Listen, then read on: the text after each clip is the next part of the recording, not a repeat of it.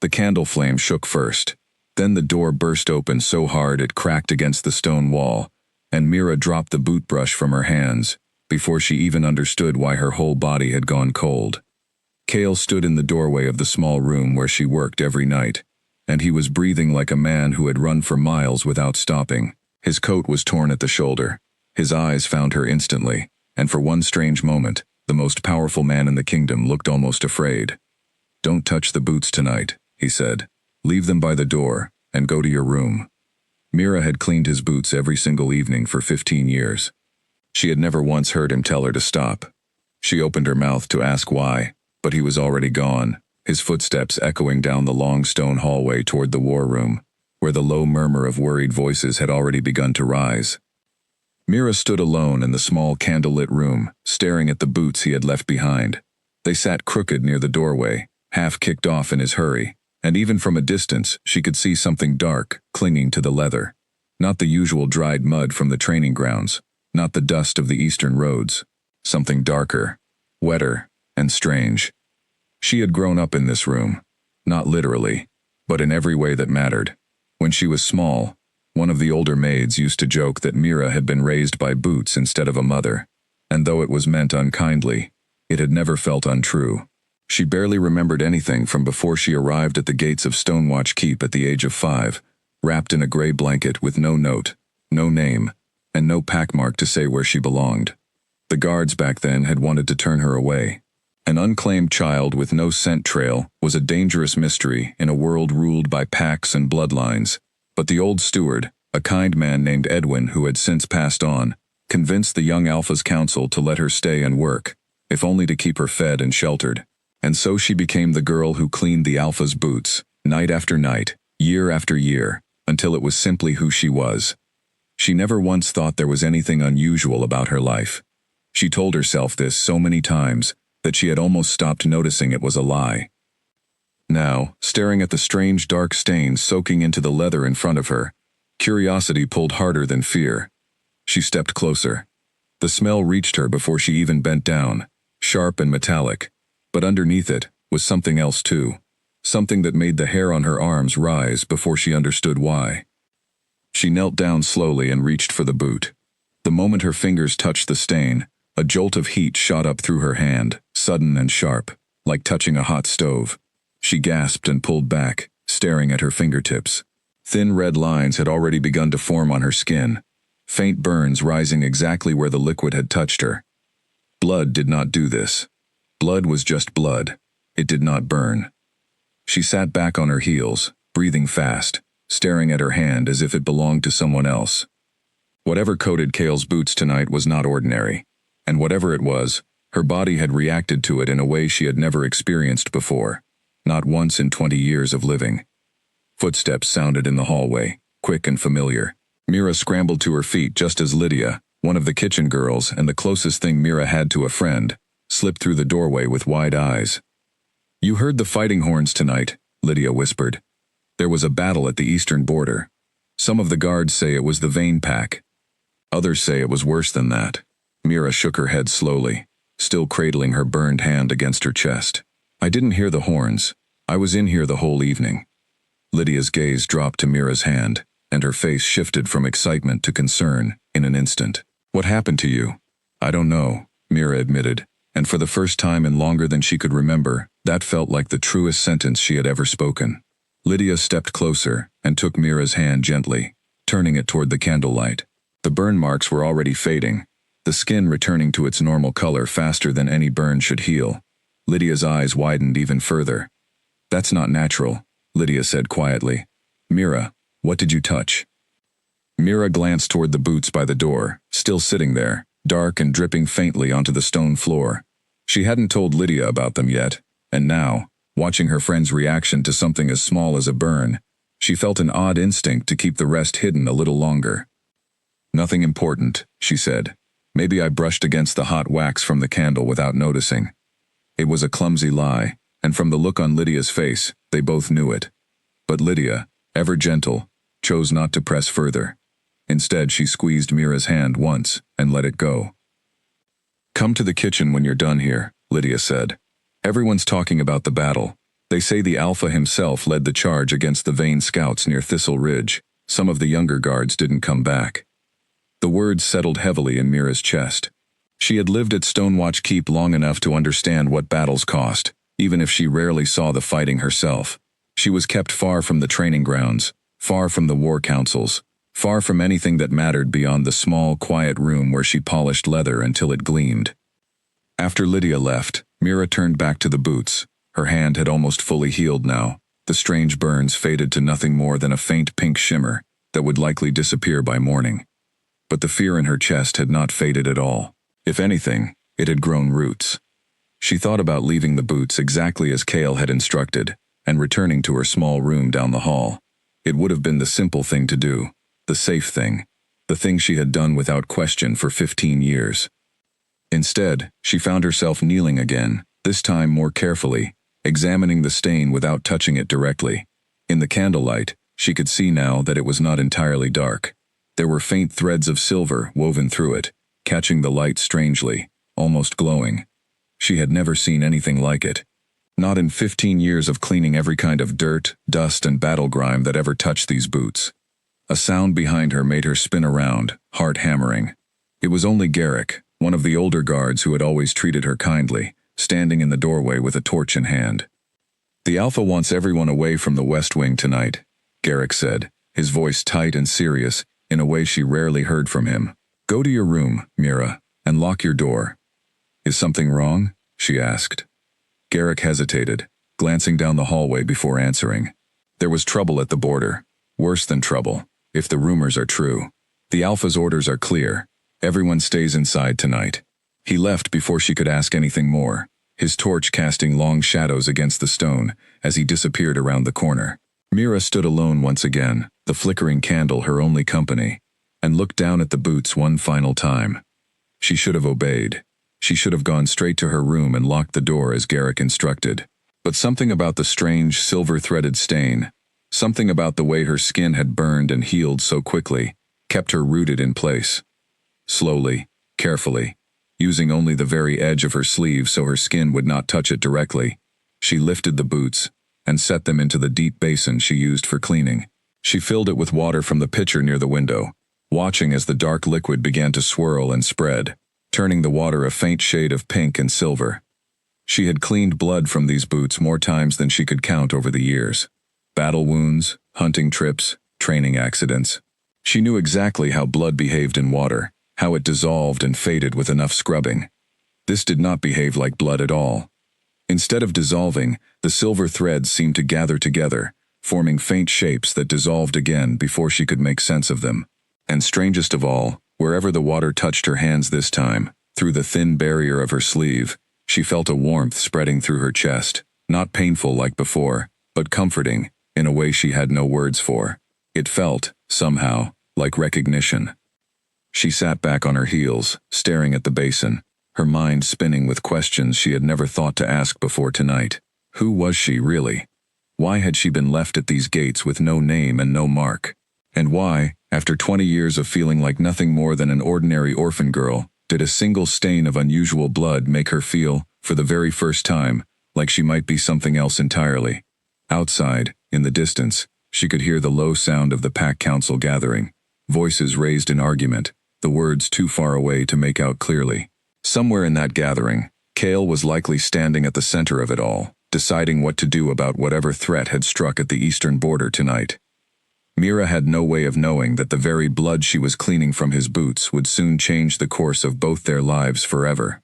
She only knew, kneeling there in the candlelight with her fingers still faintly warm, that something inside her had shifted tonight, quietly and completely, like a door creaking open after years of being sealed shut. She finished cleaning the boots as best she could, though the silver threads never fully disappeared no matter how long she scrubbed.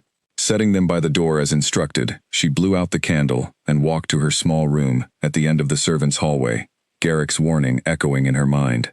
She locked the door behind her, just as he had said. But sleep did not come easily that night. She lay awake for hours, staring at the ceiling, her hand occasionally drifting up to touch her own chest, right where that strange warmth had settled and refused to fade. For the first time in her life, Mira found herself wondering, If the story she had always believed about who she was might not be the whole truth. And somewhere deep inside her, a small, quiet part of her whispered that she was about to find out. Near midnight, she heard footsteps pass outside her door, slow and heavy, pausing for just a moment before moving on. She held her breath, listening, but no knock came. Whoever it was continued down the hallway and faded into silence. She rose from her bed and pressed her ear against the wooden door, straining to hear anything else. The keep, usually filled with the distant sounds of guards changing shifts or servants finishing their late chores, felt unusually still. Even the wind outside her small window seemed to have quieted, as though the whole world were holding its breath along with her. She thought about the basin still sitting in the cleaning room, the water inside it faintly tinged with silver, even after she had emptied most of it away. She thought about Garrick's warning, about the tightness in his voice, about the way Cale's eyes had looked almost frightened when he burst through the door earlier that night. In 15 years, she had never once seen fear on the Alpha's face. Cale was known throughout the kingdom as a steady and controlled leader, someone who faced battles and disputes with a calm expression that never wavered, even when the stakes were highest. Whatever had happened at the eastern border tonight had shaken something in him that Mira had never seen shaken before. She climbed back into bed, pulling the thin blanket up to her shoulders, and stared at the small crack of moonlight slipping through her window. Sleep tugged at her eyes, but her mind refused to settle. Images kept returning to her, unbidden, the silver threads swirling in the water, the warmth spreading through her chest, the burn that had healed far too quickly to be normal. She thought of her earliest memory, faint and blurry as it was, a gray blanket, cold stone steps. The sound of voices arguing above her before someone lifted her gently and carried her away. She had always assumed those voices belonged to guards, deciding what to do with an abandoned child. Now, for reasons she could not fully explain, she wondered if there had been more to that moment than she had ever considered. At some point, exhaustion finally won over her racing thoughts, and she drifted into an uneasy sleep filled with half-formed images of fire and silver light, of a woman's voice singing something soft and unfamiliar, and of a crescent moon wreathed in flame that seemed to pulse gently, almost like a heartbeat. She woke before dawn, her body tense, her heart beating, as though she had been running in her dreams. The first gray light of morning was just beginning to creep through her window, and somewhere far below in the courtyard, she could hear the low murmur of guards preparing for the day. She dressed quickly and made her way toward the kitchen, hoping to find Lydia and perhaps learn more about what had happened during the night. The hallways of Stonewatch Keep felt different this morning, filled with a nervous energy she had never noticed before. Servants moved quickly with their heads down, guards stood at attention with unusually serious expressions, and even the air itself seemed heavier somehow, thick with unspoken worry. As she passed the entrance to the war room, she caught a brief glimpse of Cale standing at the head of a long table, surrounded by his most trusted advisors. His expression was unreadable, but his shoulders were tense, his hands braced against the table, as though he were holding himself upright, through sheer will alone. For just a moment, his eyes lifted and met hers through the open doorway. Something flickered across his face, too quick for Mira to name, before one of his advisors stepped into her line of sight, and the door was pulled shut.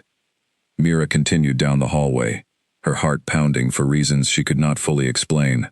Whatever had happened last night, whatever secret was tangled up in that strange silver-threaded stain, she had the distinct feeling that her quiet, unremarkable life inside these stone walls was about to change in ways she never could have imagined.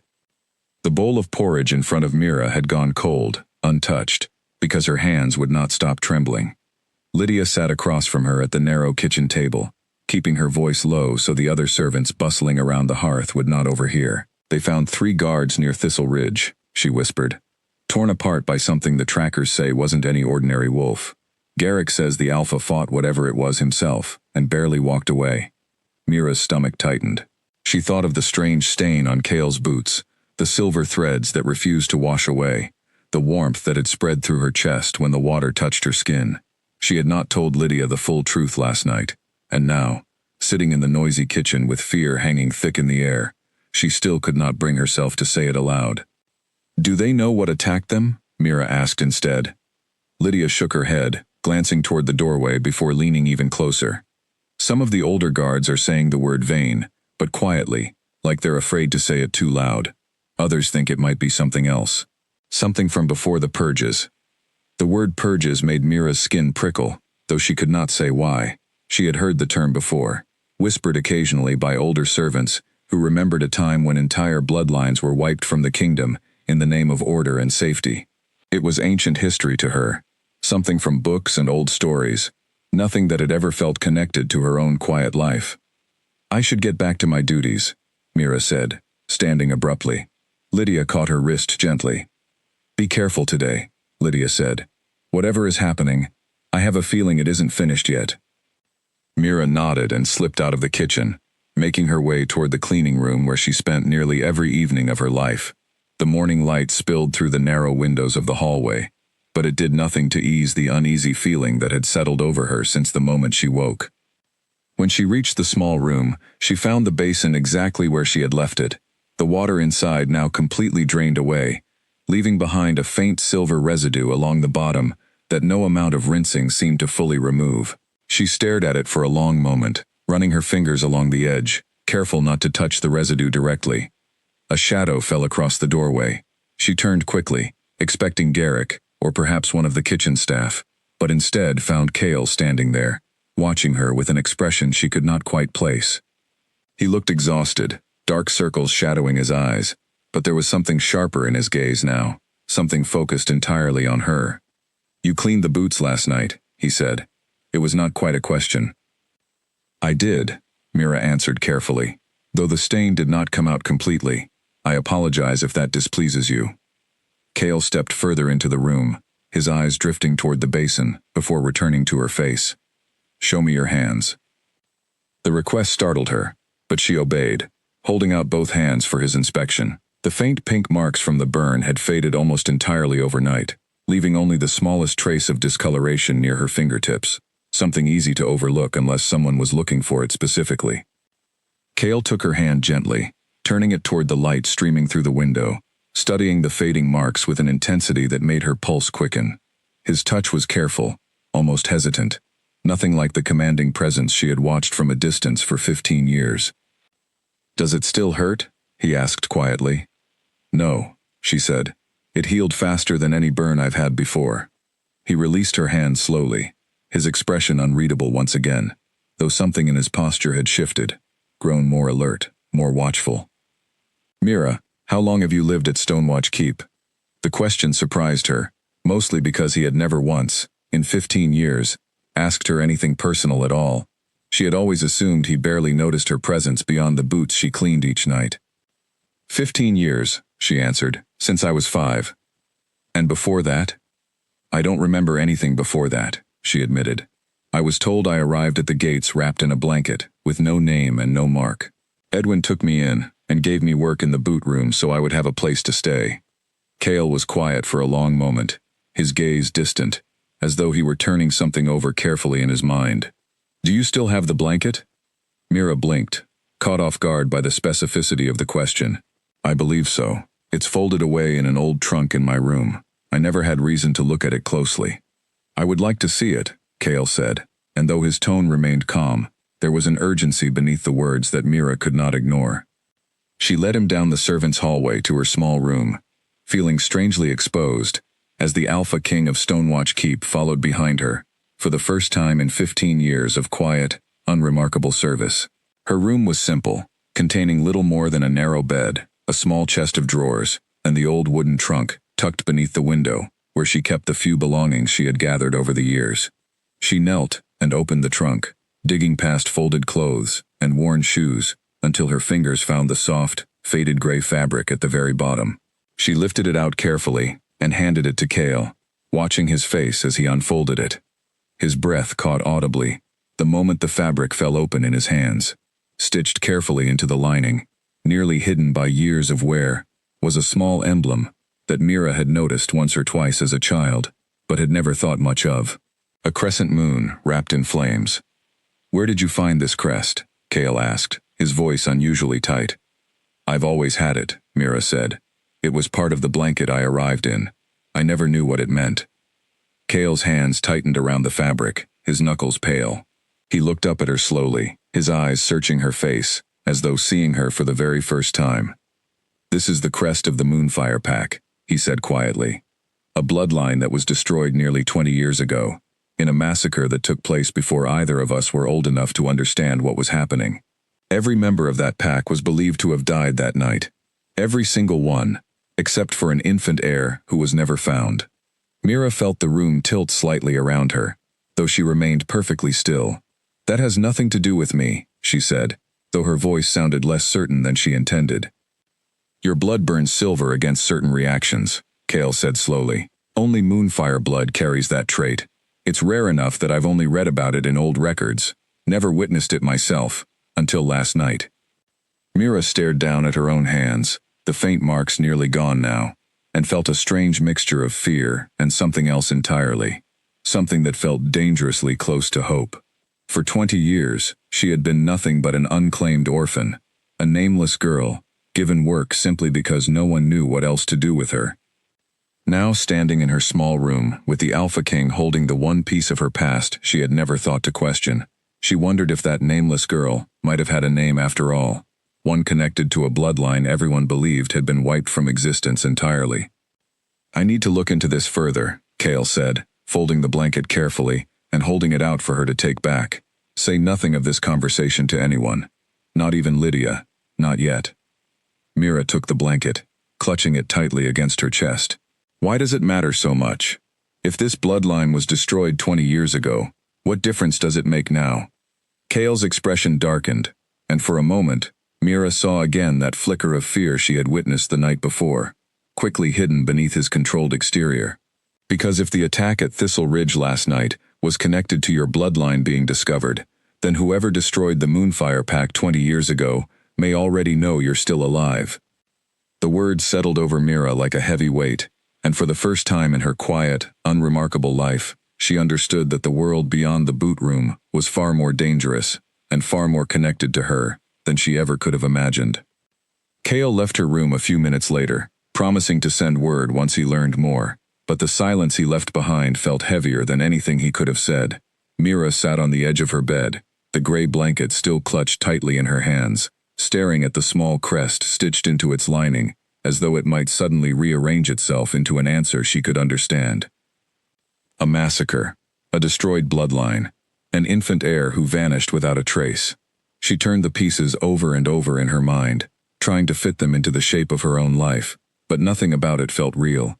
She had grown up believing she was simply unwanted, a child left behind by parents who could not care for her. The idea that she might instead be the last surviving member of an entire pack, hunted and erased 20 years ago, felt like a story pulled from one of the old books Lydia sometimes read aloud in the kitchen during quiet evenings. And yet her hands had burned silver. And yet the crest matched exactly what Kale described. And yet, somewhere deep inside her chest, a strange warmth had bloomed the moment she touched that strange, silver-threaded blood, as though some forgotten part of her recognized something the rest of her had never known to look for. She spent the remainder of the morning moving through her usual duties in a daze, sweeping the long hallway outside the war room, carrying baskets of linens to the washing area, refilling the oil lamps that lined the eastern corridor. Every task felt distant, as though she were watching herself from somewhere far away, her hands performing familiar motions while her mind remained tangled in questions she had no way to answer. By midday, whispers had already begun spreading through the keep, carried quietly from servant to servant, the way news always seemed to travel faster below stairs than above them. Mira caught fragments as she worked, something about strange tracks found near the border, unlike any wolf print the trackers had seen before. Something about the Alpha, calling for old records to be pulled from the deepest archive beneath the keep, records that had not been touched in nearly 2 decades. She wanted desperately to ask someone, anyone, what exactly those records contained, but Kale's warning echoed in her mind. Say nothing of this conversation to anyone, not even Lydia. Not yet. And so she kept her questions locked tightly inside her chest, carrying them alongside the strange new fear that had settled there since the night before. In the early afternoon, she found herself drawn back toward the cleaning room, though her duties there were finished for the day. She stood in the doorway for a long moment, looking at the basin she had used the night before, now completely dry, the faint silver residue still clinging stubbornly to its bottom edge, no matter how many times she had rinsed it. She thought about the way the silver threads had gathered together in the water, forming shapes that dissolved before she could understand them. She thought about the warmth in her chest, the recognition she could not explain. And she thought, for the first time since arriving at Stonewatch Keep as a small, frightened child, about the parents she had never known, wondering if perhaps they had loved her, had wanted her, had been torn away from her by violence rather than choice. The thought brought an unexpected sting of tears to her eyes, and she quickly wiped them away, unwilling to let anyone see her cry over people she could not even remember.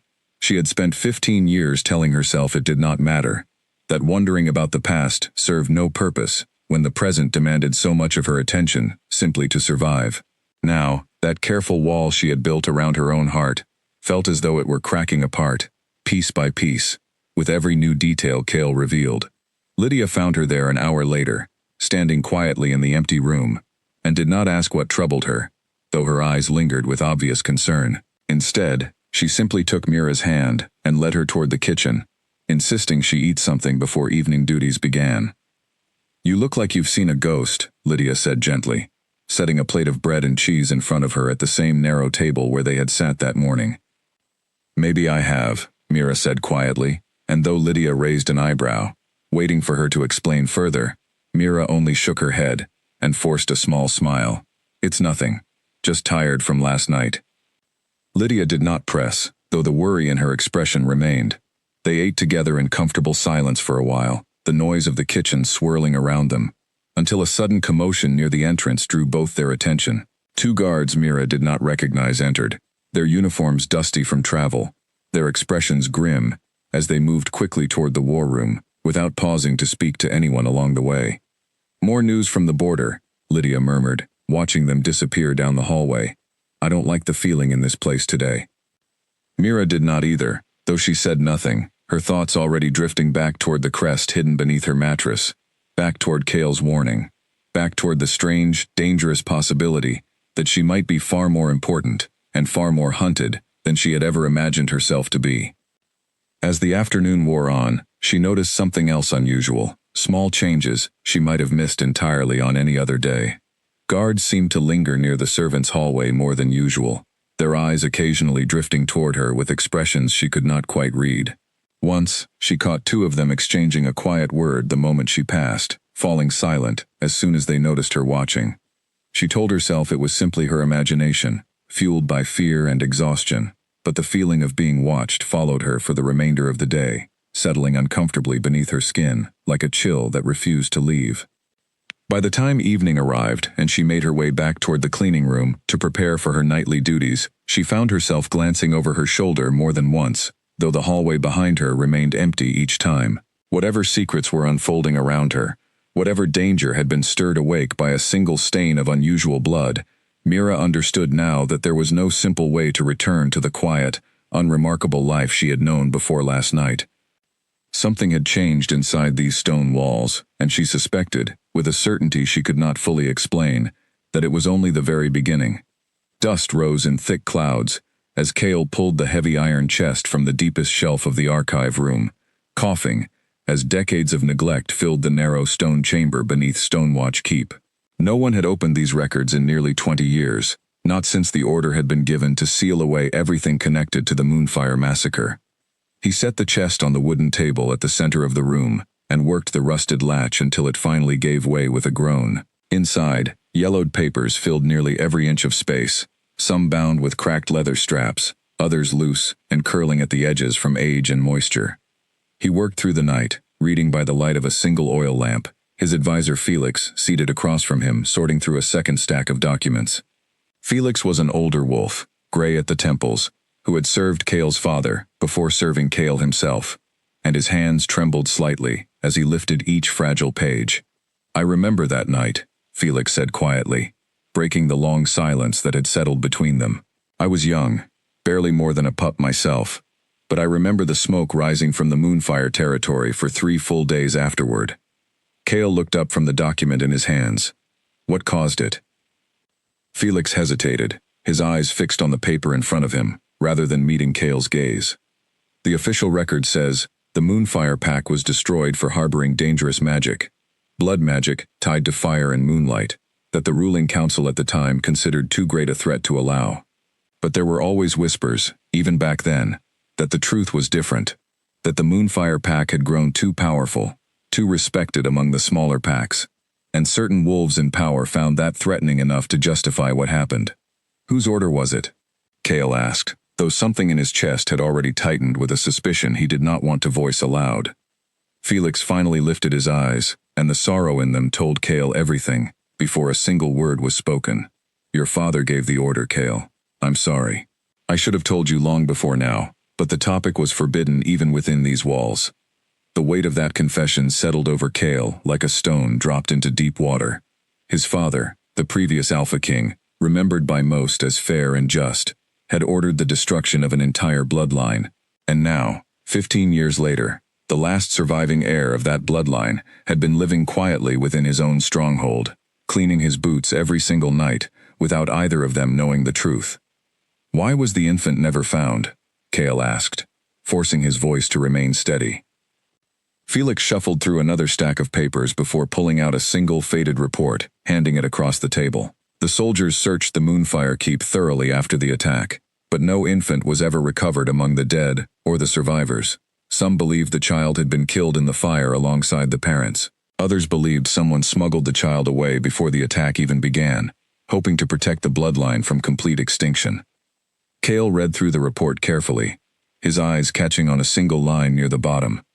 A nursemaid named Beatrice, believed loyal to the Moonfire family, was also never accounted for among the dead. If she had escaped with the infant heir, it would explain everything.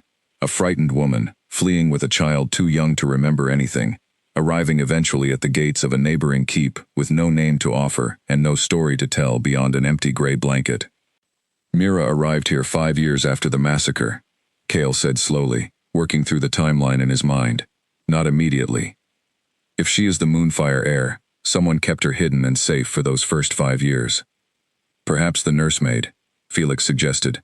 Perhaps she cared for the child in secret until she could find a place safe enough to leave her, somewhere she believed the girl would be protected without drawing unwanted attention. Cale sat back in his chair, running a hand through his hair as the full weight of the discovery settled over him. 15 years. 15 years he had walked past Mira in the hallways, had handed her his boots each evening, without a second glance, had treated her as nothing more than background furniture within his own home, all while she carried the blood of a bloodline his own father had tried to erase from existence. We need to determine how this became known outside these walls, Cale said, straightening in his chair. If the attack at Thistle Ridge was connected to Mira's presence here, then someone beyond these walls already suspects the truth, which means someone has been watching her, perhaps for quite some time. Felix nodded grimly. The Vane pack has long resented the old ruling families. If they discovered rumors of a surviving Moonfire heir, they would see her as either a threat to eliminate or a prize worth capturing, depending on their intentions. The thought of either possibility sent a cold, unfamiliar feeling through Cale's chest, something sharper and more personal than simple concern for a servant's safety. He thought of Mira kneeling in the small cleaning room every evening, her quiet, careful hands working over leather that had seen more violence than she ever knew, her presence so constant in his life that he had stopped truly seeing her years ago. He thought of the way her eyes had widened with fear and wonder, both when he explained the crest stitched into her blanket, the way she had clutched that faded gray fabric to her chest, as though it were the only solid thing left, in a world that had suddenly become unfamiliar. I want additional guards posted near the servants' quarters, Cale said, quietly, without drawing attention. I don't want Mira to know the extent of the danger yet, not until we understand more. And if the danger arrives before we understand more? Felix asked. Cale's jaw tightened. Then I intend to be standing between her and whatever comes. The admission surprised even himself, the fierce protectiveness rising unexpectedly in his chest, for a girl he had known his entire adult life, without ever truly knowing at all. He pushed the feeling aside for now, returning his attention to the documents scattered across the table, searching for anything else that might explain how the Vane pack could have learned of Mira's existence after 15 years of careful, quiet anonymity. Near dawn, Felix uncovered a final document that made both of them go still. A letter, unsigned, dated only a few months earlier, addressed to an unknown recipient within the Vane territory. The message was brief, but its meaning was unmistakable. Someone within Stonewatch Keep itself had been feeding information to the Vane Pack, including details about an unclaimed servant girl with unusual reactions to silver and an unexplained resistance to certain old magic tests performed years earlier during a routine census of unclaimed children. "Someone here has been watching her for a long time," Cale said quietly, staring at the letter with a growing sense of dread. "And whoever it is, remains inside these walls right now." The realization settled over the small archive room like a shadow, and for the first time since the battle at Thistle Ridge, Cale understood that the danger facing Mira was not simply an external threat approaching from beyond the border. It was already here, hidden among the very people she had trusted for 15 years, waiting quietly for the right moment to act. "We need to identify who wrote this letter," Cale said, holding the fragile paper carefully between his fingers. "The handwriting might tell us something. Compare it against the household records. Every servant, every guard, anyone who has had access to Mira over the years." Felix nodded, already reaching for a nearby ledger filled with the signatures of household staff collected over the decades for payment records. "This will take time, Cale. There are dozens of hands to compare, and handwriting can be disguised easily enough by someone careful." "Then we start now," Cale said, "and we do not stop until we have an answer."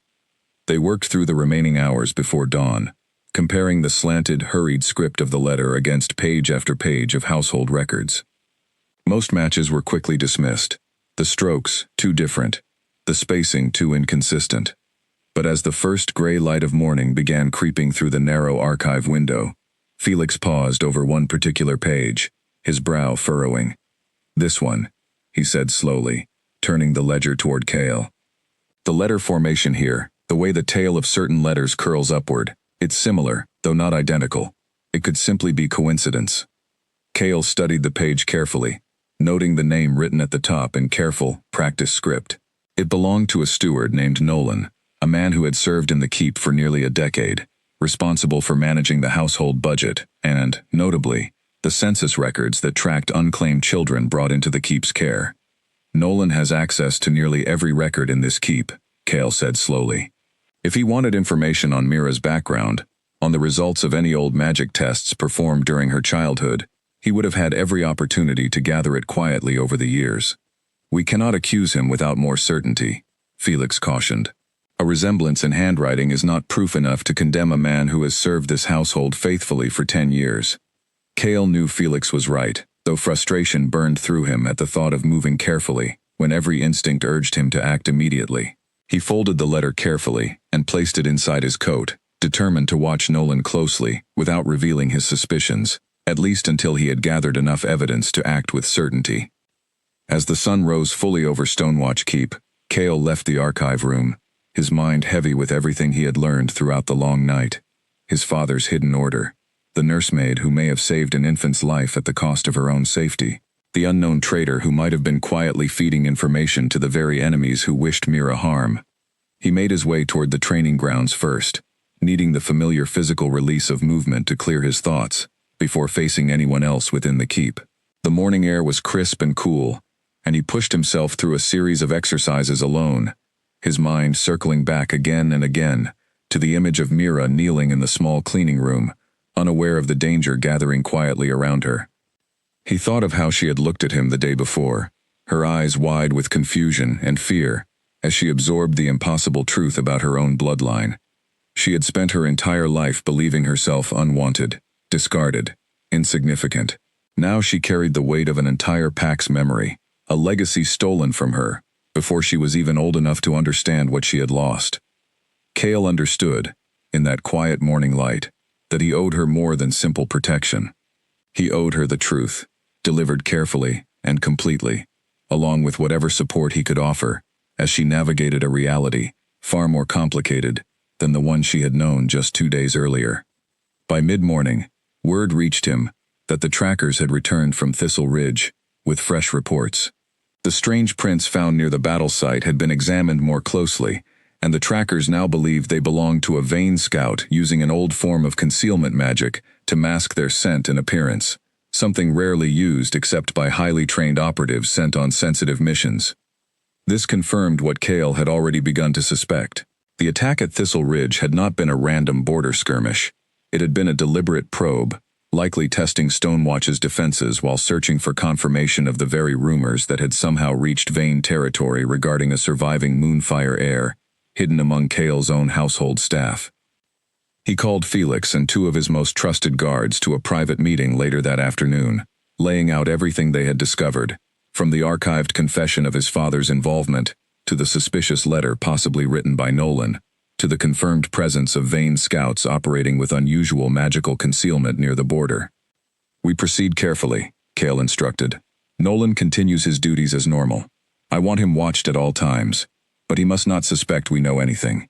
Meanwhile, I want additional protection placed around Mira, disguised as normal household security, so as not to alarm her or alert whoever might be watching her on Vane's behalf."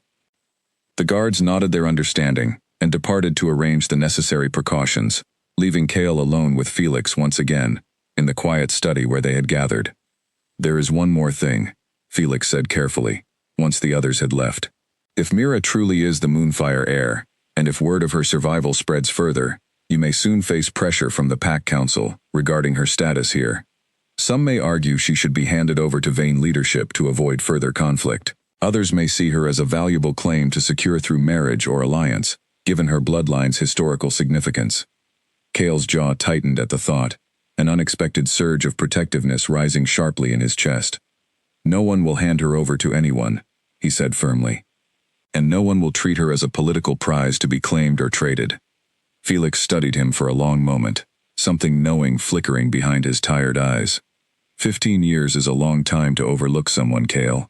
I wonder how much of your resolve tonight comes from justice, and how much comes from something else entirely." Cale did not answer, though the question lingered uncomfortably in his mind, long after Felix had left the room. He thought again of Mira's careful hands, her quiet strength, the way she had faced impossible news with more composure than most trained warriors managed under far less pressure. Whatever complicated feelings were beginning to stir within him, he pushed them aside for now, focusing instead on the more immediate task of keeping her safe from threats she did not yet fully understand, were already circling closer than she realized. The new guard stationed outside the servants' hallway pretended not to watch her, but Mira noticed anyway, the way his eyes flicked toward her every time she passed, the way he straightened slightly whenever she approached, as though preparing for something he expected to happen at any moment. 3 days had passed since Cale found the crest hidden in her blanket, 3 days of strange, unspoken tension settling over Stonewatch Keep. She had not seen him since, though word reached her through Lydia that he had spent long hours locked away in the old archive room beneath the keep, along with his advisor Felix and a handful of trusted guards. She continued her duties as though nothing had changed, cleaning boots each evening, sweeping hallways each morning, sharing quiet meals with Lydia in the crowded kitchen. But everything felt different now, charged with a tension she could not name, as though the walls themselves had begun watching her with new interest. "You've been quiet all week," Lydia observed one evening, watching Mira pick absently at her food rather than eating it. "Is this still about whatever happened the night of the border attack?" Mira hesitated, torn between Cale's instruction to remain silent and her growing need to share the impossible weight she had been carrying alone. "I can't explain everything yet," she said carefully. "But something has changed, Lydia. Something about who I might be." Lydia's eyes widened with curiosity, though she did not push for details, simply reaching across the table to squeeze Mira's hand reassuringly. "Whatever it is, you're not alone in it. You know that, don't you?" Mira nodded, grateful for her friend's quiet loyalty, even without full understanding.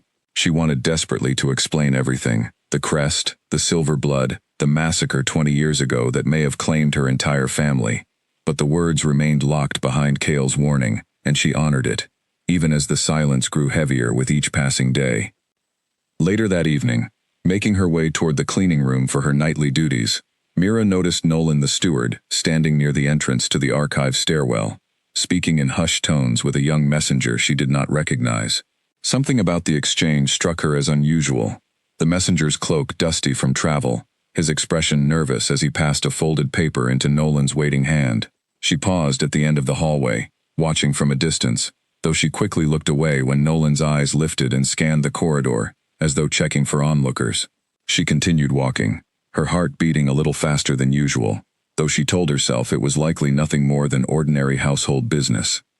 Still, something about the encounter lingered uncomfortably in her mind throughout the evening, as she knelt in the small cleaning room, working over a pair of boots that carried nothing more unusual than ordinary dust from the training grounds.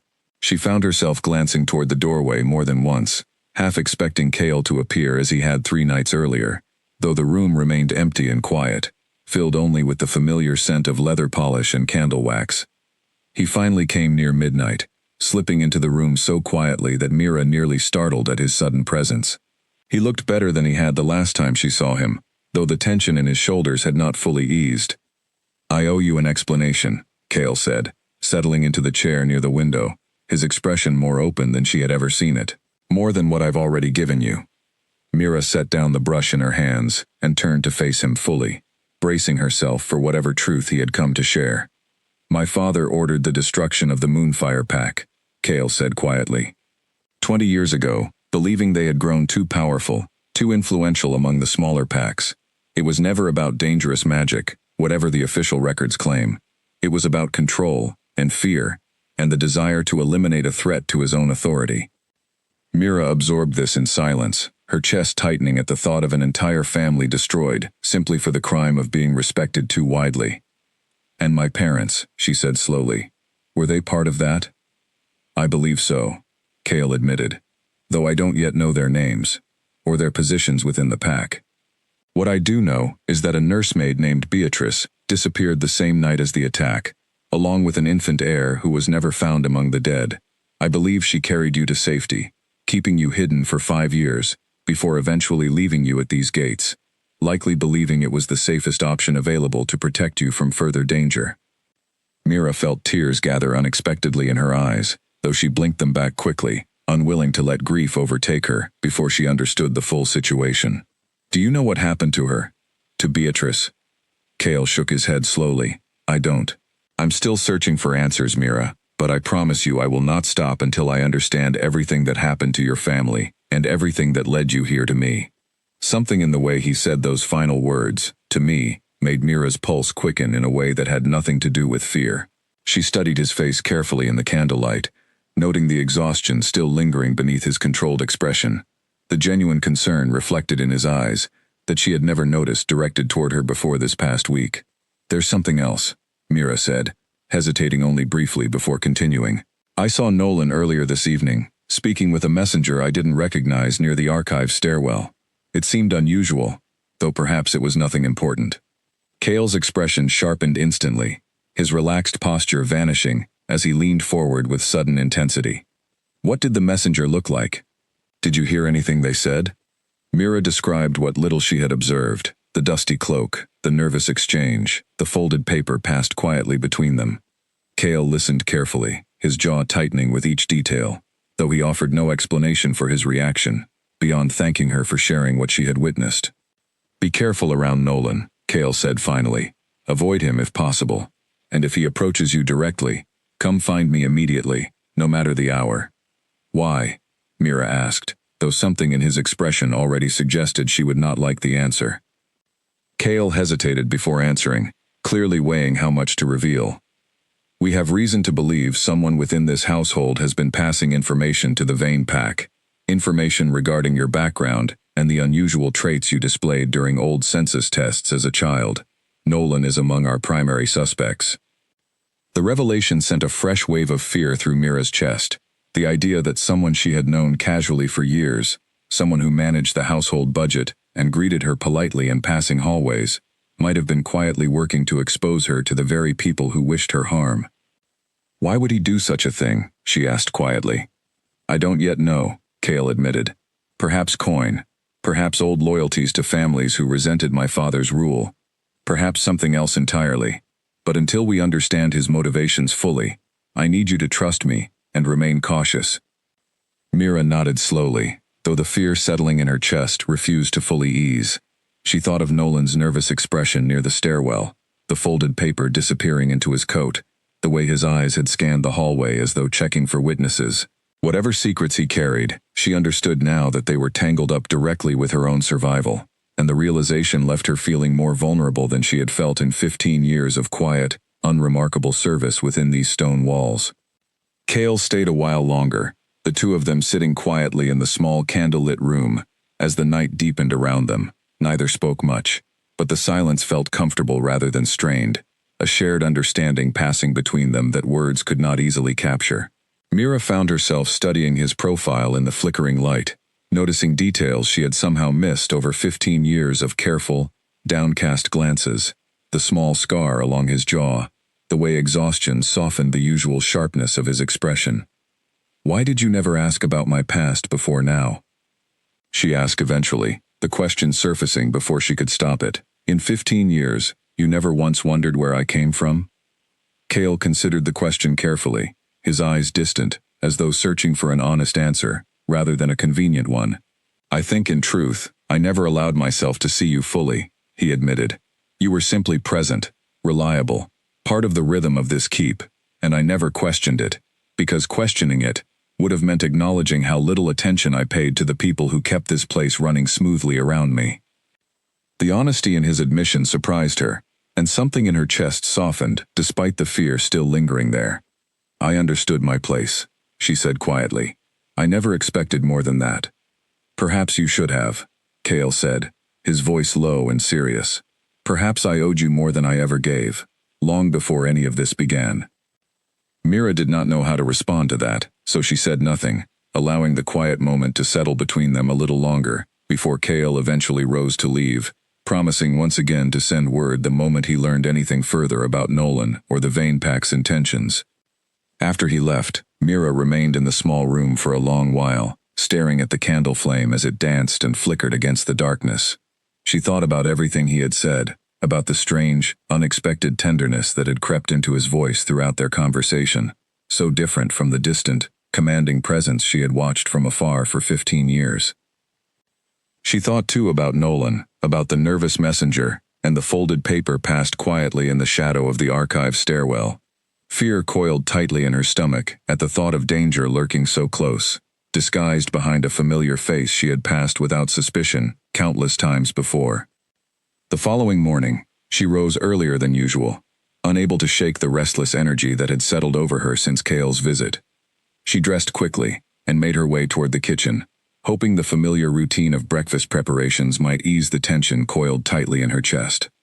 She had barely reached the kitchen doorway when she spotted Nolan speaking quietly with one of the younger kitchen maids near the pantry, his expression unusually tense as he gestured toward a stack of ledgers on the nearby table. Mira paused, watching carefully from a distance, though she quickly reminded herself of Cale's warning and made no move to approach directly. Nolan glanced up suddenly, his eyes catching hers across the busy kitchen, and for a brief moment, something unreadable flickered across his expression, before he offered a polite nod and returned his attention to the ledgers in front of him. Mira nodded back automatically, forcing her expression to remain neutral, despite the unease tightening in her chest. She found Lydia near the hearth, already busy preparing the morning porridge, and slipped in beside her to help without being asked, grateful for the distraction of familiar work. "You're up early," Lydia commented, glancing sideways at her. "Couldn't sleep," Mira admitted, keeping her voice low.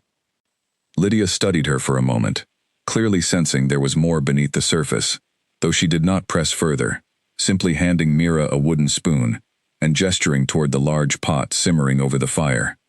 They worked together in comfortable silence for a while, the familiar rhythm of stirring and measuring, easing some of the tension coiled in Mira's shoulders. As the morning wore on, and the kitchen filled with the usual bustle of household staff gathering for breakfast, Mira noticed Nolan slip quietly out through the side entrance that led toward the stables, moving with a purposeful stride that struck her as unusual for a steward whose duties rarely required him near the horses. Curiosity pulled at her, despite every instinct warning her to remain cautious. She excused herself from the kitchen under the pretense of fetching more firewood and made her way toward the stables, keeping a careful distance as she followed the path Nolan had taken.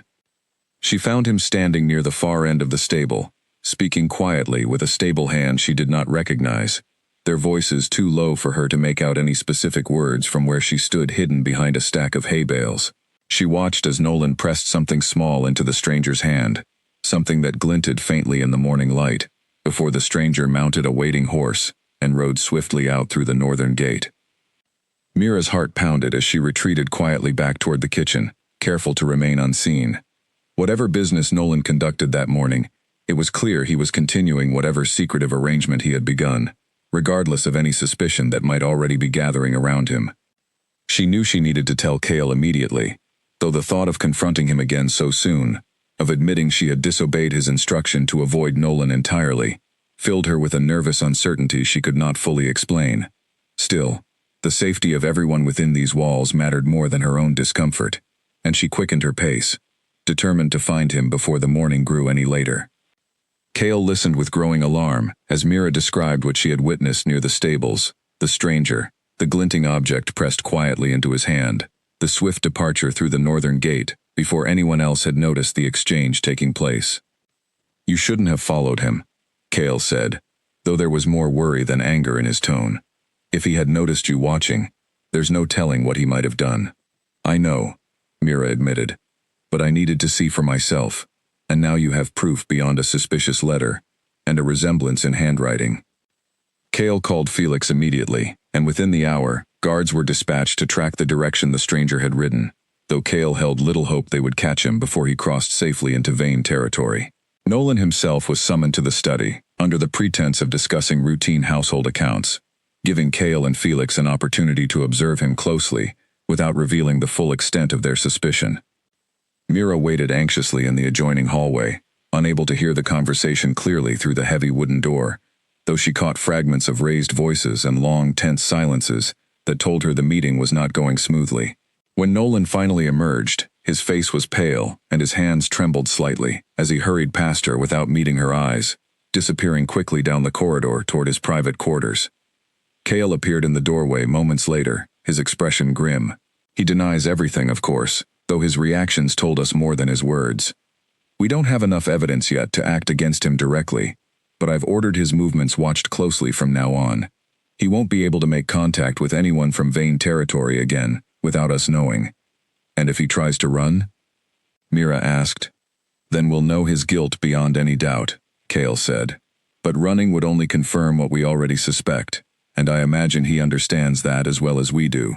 The following days passed with a tense, watchful quality that settled over the entire keep. Mira noticed Nolan avoiding her entirely now, his usual polite nods replaced with careful, downcast glances whenever their paths crossed. She continued her duties as normal, though the constant awareness of danger lurking nearby made even the simplest tasks feel weighted with new significance. One evening, nearly a week after the incident near the stables, Mira found herself unable to sleep, her mind restless with everything that had unfolded since the night Cale's boots came home stained with strange silver blood. She rose quietly from her bed and made her way to the small storage room at the end of the servants' hallway, where old trunks and forgotten belongings from decades of household staff had been gathered and left largely untouched. She was not entirely sure why she went there that night, only that some quiet instinct pulled her toward the dusty shelves and forgotten crates, as though searching for something she could not yet name. She sifted through old boxes filled with mismatched buttons, faded ribbons, and broken tools, until her fingers brushed against a small wooden box, tucked into the corner of an ancient trunk, marked with a faded label she could not quite read in the dim candlelight. Inside the box, wrapped carefully in a scrap of aged cloth, she found a small silver pendant shaped like a crescent moon, nearly identical to the crest stitched into her childhood blanket. Her breath caught as she lifted it carefully, turning it over in her palm, and the moment her skin made contact with the metal, warmth spread through her chest exactly as it had the night she touched the strange blood on Cale's boots. She stared at the pendant, her mind racing. This trunk had clearly belonged to someone from long ago, forgotten among the general clutter of the storage room, yet somehow connected to the same bloodline that had shaped her own unexplained reactions. She searched further through the box and found a small folded note tucked beneath the pendant. The ink faded nearly to illegibility, though she could make out a few words scrawled in careful feminine handwriting. For the child, should she ever need proof of where she came from. Tears welled unexpectedly in her eyes as she read those words again and again, understanding instinctively that this pendant, this trunk, this note, must have belonged to Beatrice, the nursemaid who had carried her to safety 20 years ago, before disappearing from history entirely. Somehow, this small box had ended up here, forgotten among generations of household clutter, waiting patiently for Mira to find it exactly when she needed it most. She clutched the pendant tightly against her chest, feeling closer to her lost family, in that single moment, than she had felt in 20 years of wondering who she truly was. Whatever danger continued to circle closer around Stonewatch Keep, whatever uncertain future awaited her, she finally held something real and tangible, connecting her to the truth of her own bloodline, a truth that no longer felt like an impossible story, but a living, breathing part of who she had always been, hidden just beneath the surface, waiting quietly for the right moment to be discovered. She carried the pendant back to her room that night, tucking it safely beside the gray blanket she had kept hidden for so long, and for the first time since the terrifying night the Boots came home bloodied, she felt something unexpected settle over her exhausted heart. Not certainty, not safety, but something close enough to hope that she allowed herself, finally, to believe that the answers she sought might truly be within reach. The next morning, she brought the pendant and the note to Cale, finding him in the study, poring over yet another stack of old records, with Felix seated beside him. Both men looked up as she entered, and Cale's expression shifted immediately to concern when he noticed the careful way she carried the small wooden box in her hands. "I found something last night," she said, setting the box gently on the table between them, "in the old storage room where forgotten belongings are kept." Cale lifted the pendant carefully, turning it over in the morning light streaming through the study window, and his breath caught audibly the moment he saw the crescent moon shape etched into the silver surface. "This matches the Moonfire crest exactly," he said quietly. "Where did you find this?" "Tucked inside a small wooden box, hidden in an old trunk," Mira explained. "There was a note with it as well." She handed over the faded paper, watching as Cale read the careful, feminine script, his expression softening with quiet emotion. "For the child, should she ever need proof of where she came from," he read aloud, then looked up at Mira with something close to wonder in his eyes. "This must have belonged to Beatrice. She left this here deliberately, hoping you would find it one day, hoping you would have proof of your heritage, even if she could never return to explain it herself." Felix leaned forward, examining the pendant with evident fascination. "This confirms everything beyond any reasonable doubt," he said. "The crest, the silver reaction to certain elements, and now this pendant, discovered in a trunk, clearly connected to household staff from 20 years ago. Mira, you are without question the missing heir of the Moonfire bloodline." Hearing the words spoken so plainly, so certainly, sent a strange mixture of emotions through Mira's chest. Relief, that the impossible story she had been struggling to accept was finally confirmed beyond doubt. Grief, for a family and a history she would never fully recover, and beneath both of those feelings, something new and unfamiliar, a quiet, growing sense of belonging to something larger than the small, quiet life she had known for 15 years. "What happens now?" she asked, her voice steadier than she expected.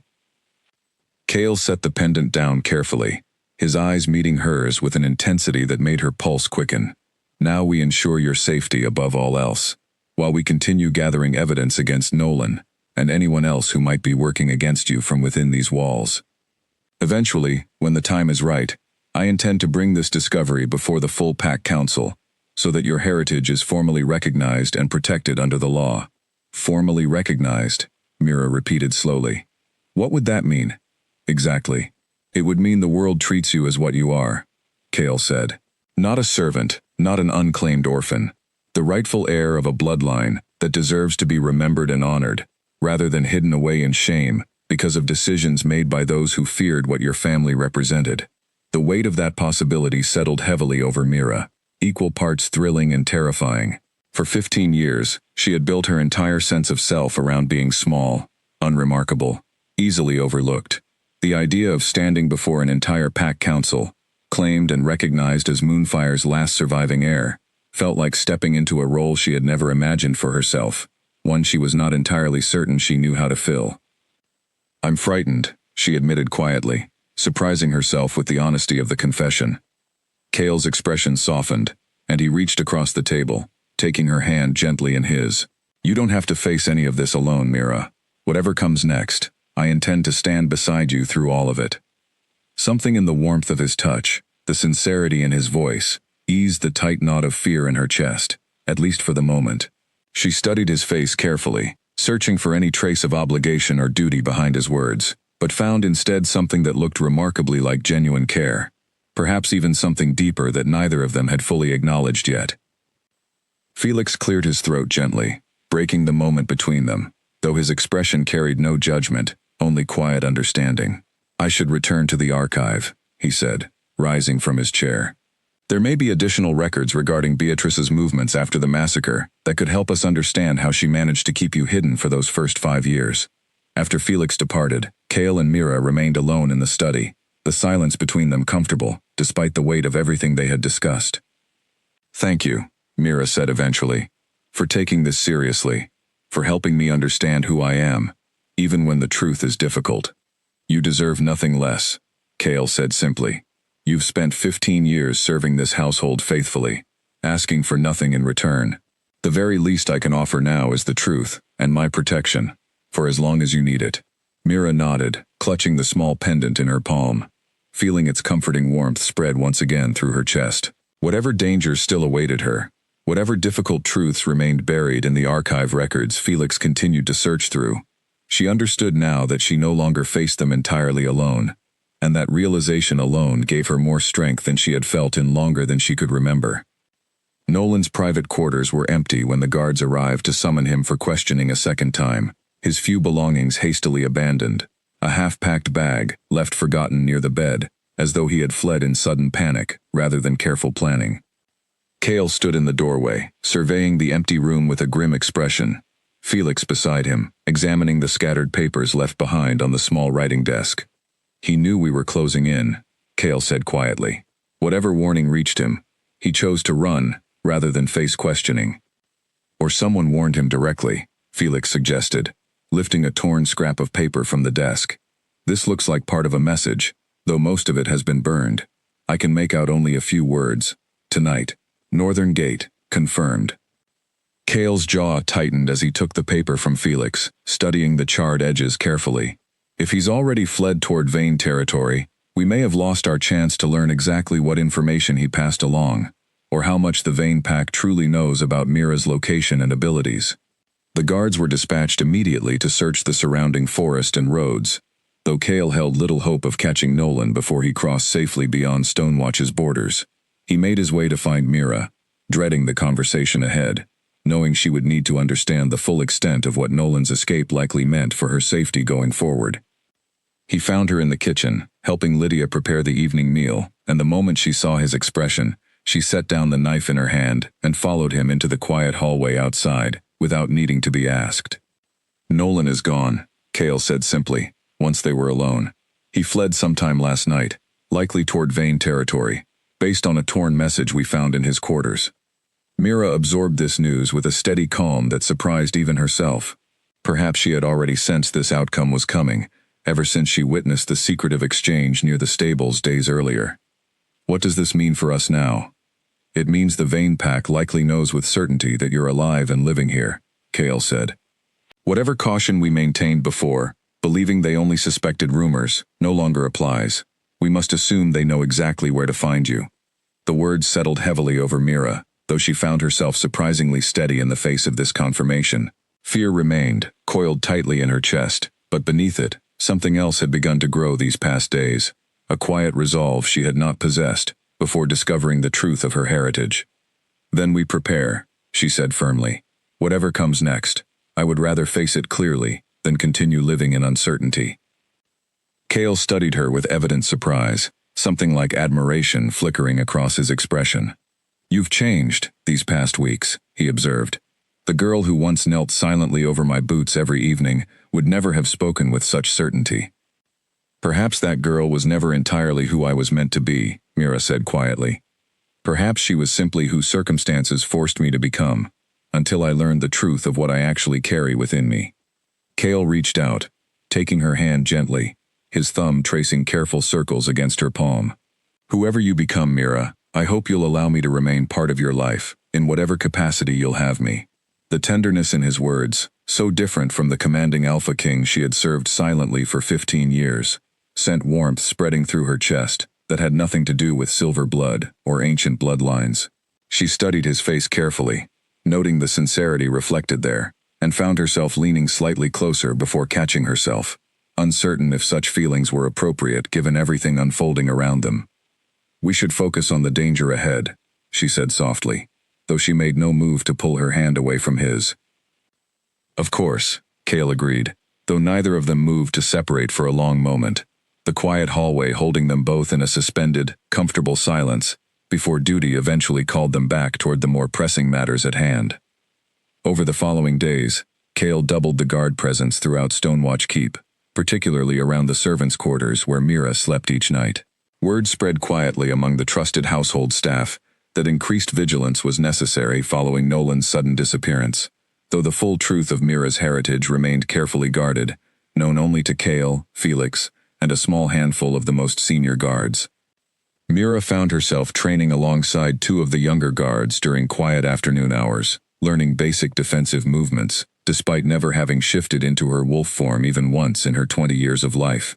The suppressed nature of her abilities puzzled Felix greatly, who spent considerable time researching old Moonfire records to understand why her wolf had never emerged, despite her confirmed bloodline. Some wolves experience delayed shifting due to severe early trauma, Felix explained one evening, as Mira sat with him in the study, reviewing old family records he had managed to piece together. If you witnessed violence as an infant, even if you cannot consciously remember it, your body may have suppressed your wolf instinctively as a protective measure. The thought of her infant self witnessing the massacre that claimed her family sent a fresh wave of grief through Mira's chest, though she pushed it aside, focusing instead on the practical question at hand. Is there a way to help it emerge, if I truly do carry a wolf inside me? Perhaps, Felix said carefully. Strong emotion, particularly moments of genuine danger or fierce protectiveness toward someone you love, have been known to trigger delayed shifts in rare cases. But forcing such a moment deliberately would be dangerous, and I would not recommend attempting it artificially. Mira nodded, though she wondered privately if the growing danger surrounding her might eventually provide exactly the kind of moment Felix described, whether she wished for it or not. She thought of the strange warmth that had spread through her chest each time she touched something connected to her bloodline, the silver blood, the pendant, and wondered if her wolf had been waiting patiently all along, simply for the right moment to finally awaken. As evening fell and she made her way back toward her room, she noticed Cale waiting near the entrance to the servants' hallway, his expression tense with news she suspected would not be good. "Scouts report movement near the eastern border," he said quietly. "Larger than the group that attacked Thistle Ridge weeks ago. Whatever Nolan told them, it seems the Vane Pack no longer intends to simply gather information quietly from a distance." Mira felt her pulse quicken, though the fear settling in her chest now carried an unfamiliar edge of determination alongside it. "Then we prepare for what's coming," she said steadily. "Together."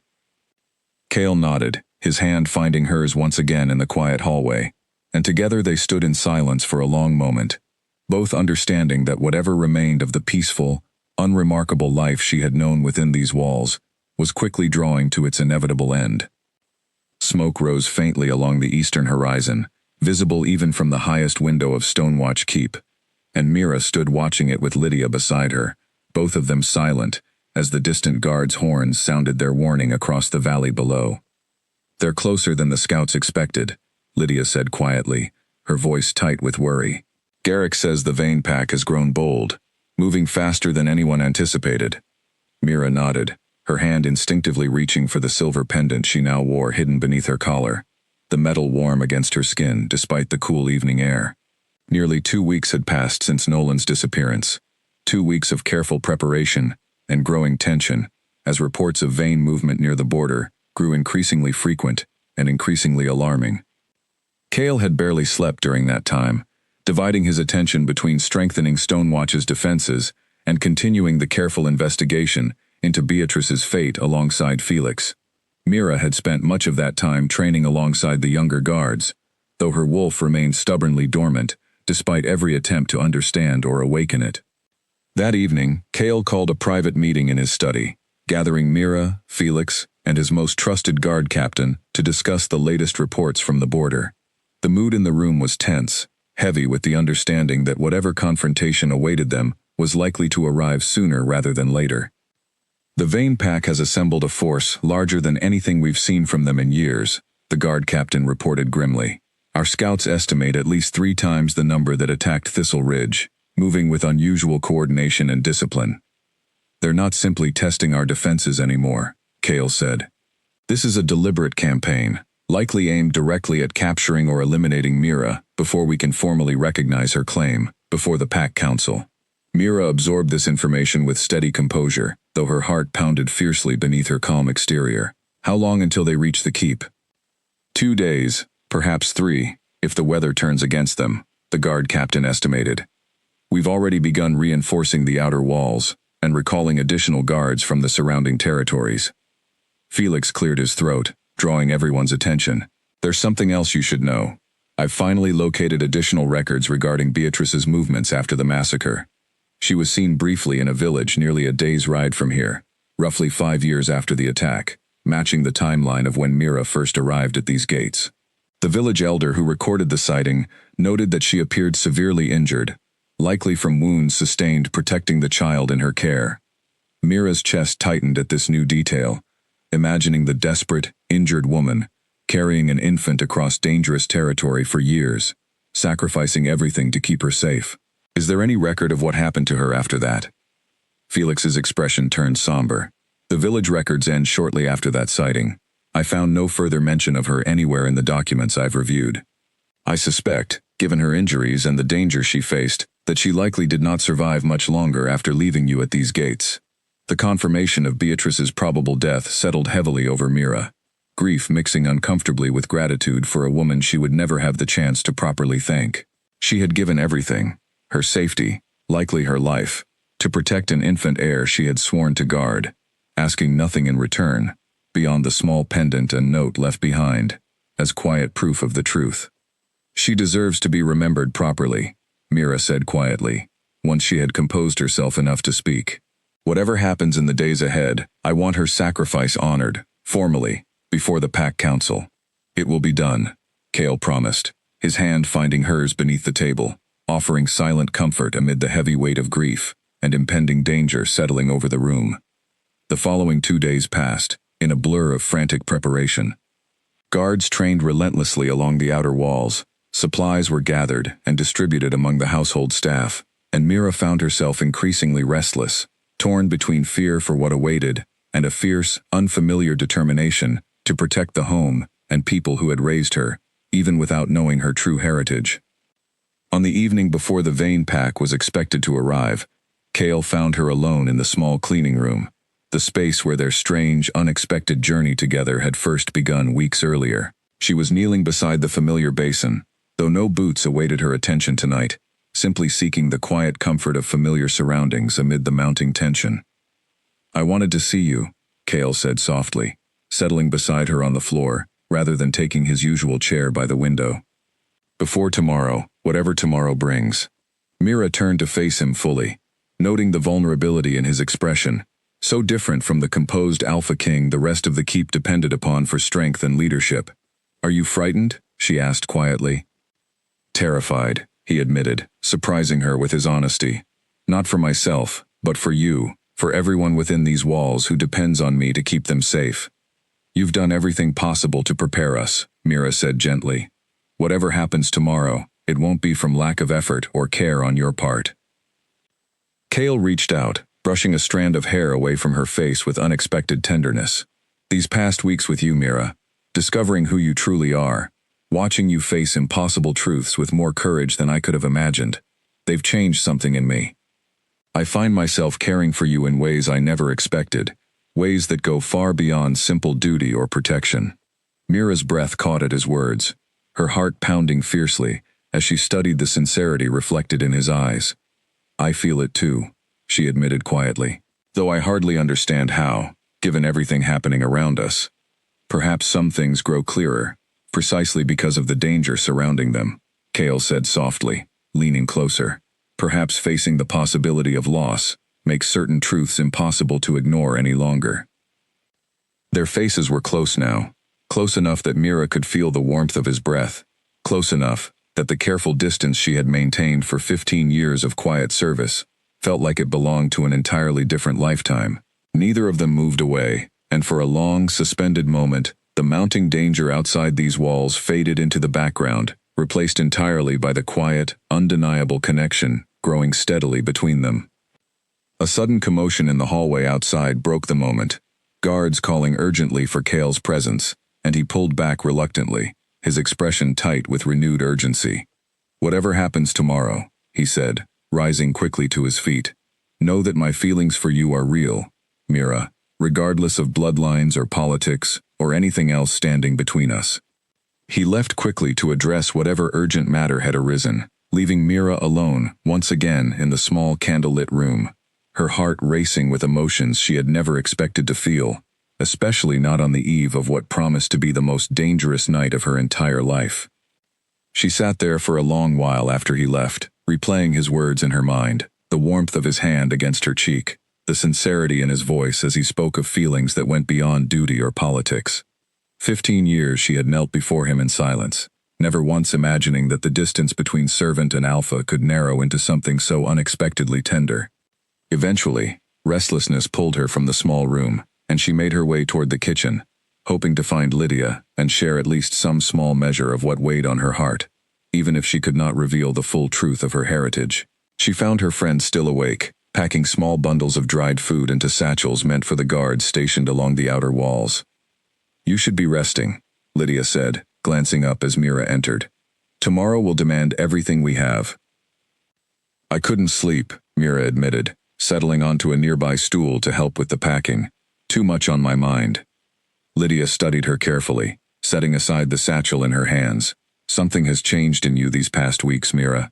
You carry yourself differently now, like someone bracing for a battle rather than simply waiting for one to pass by."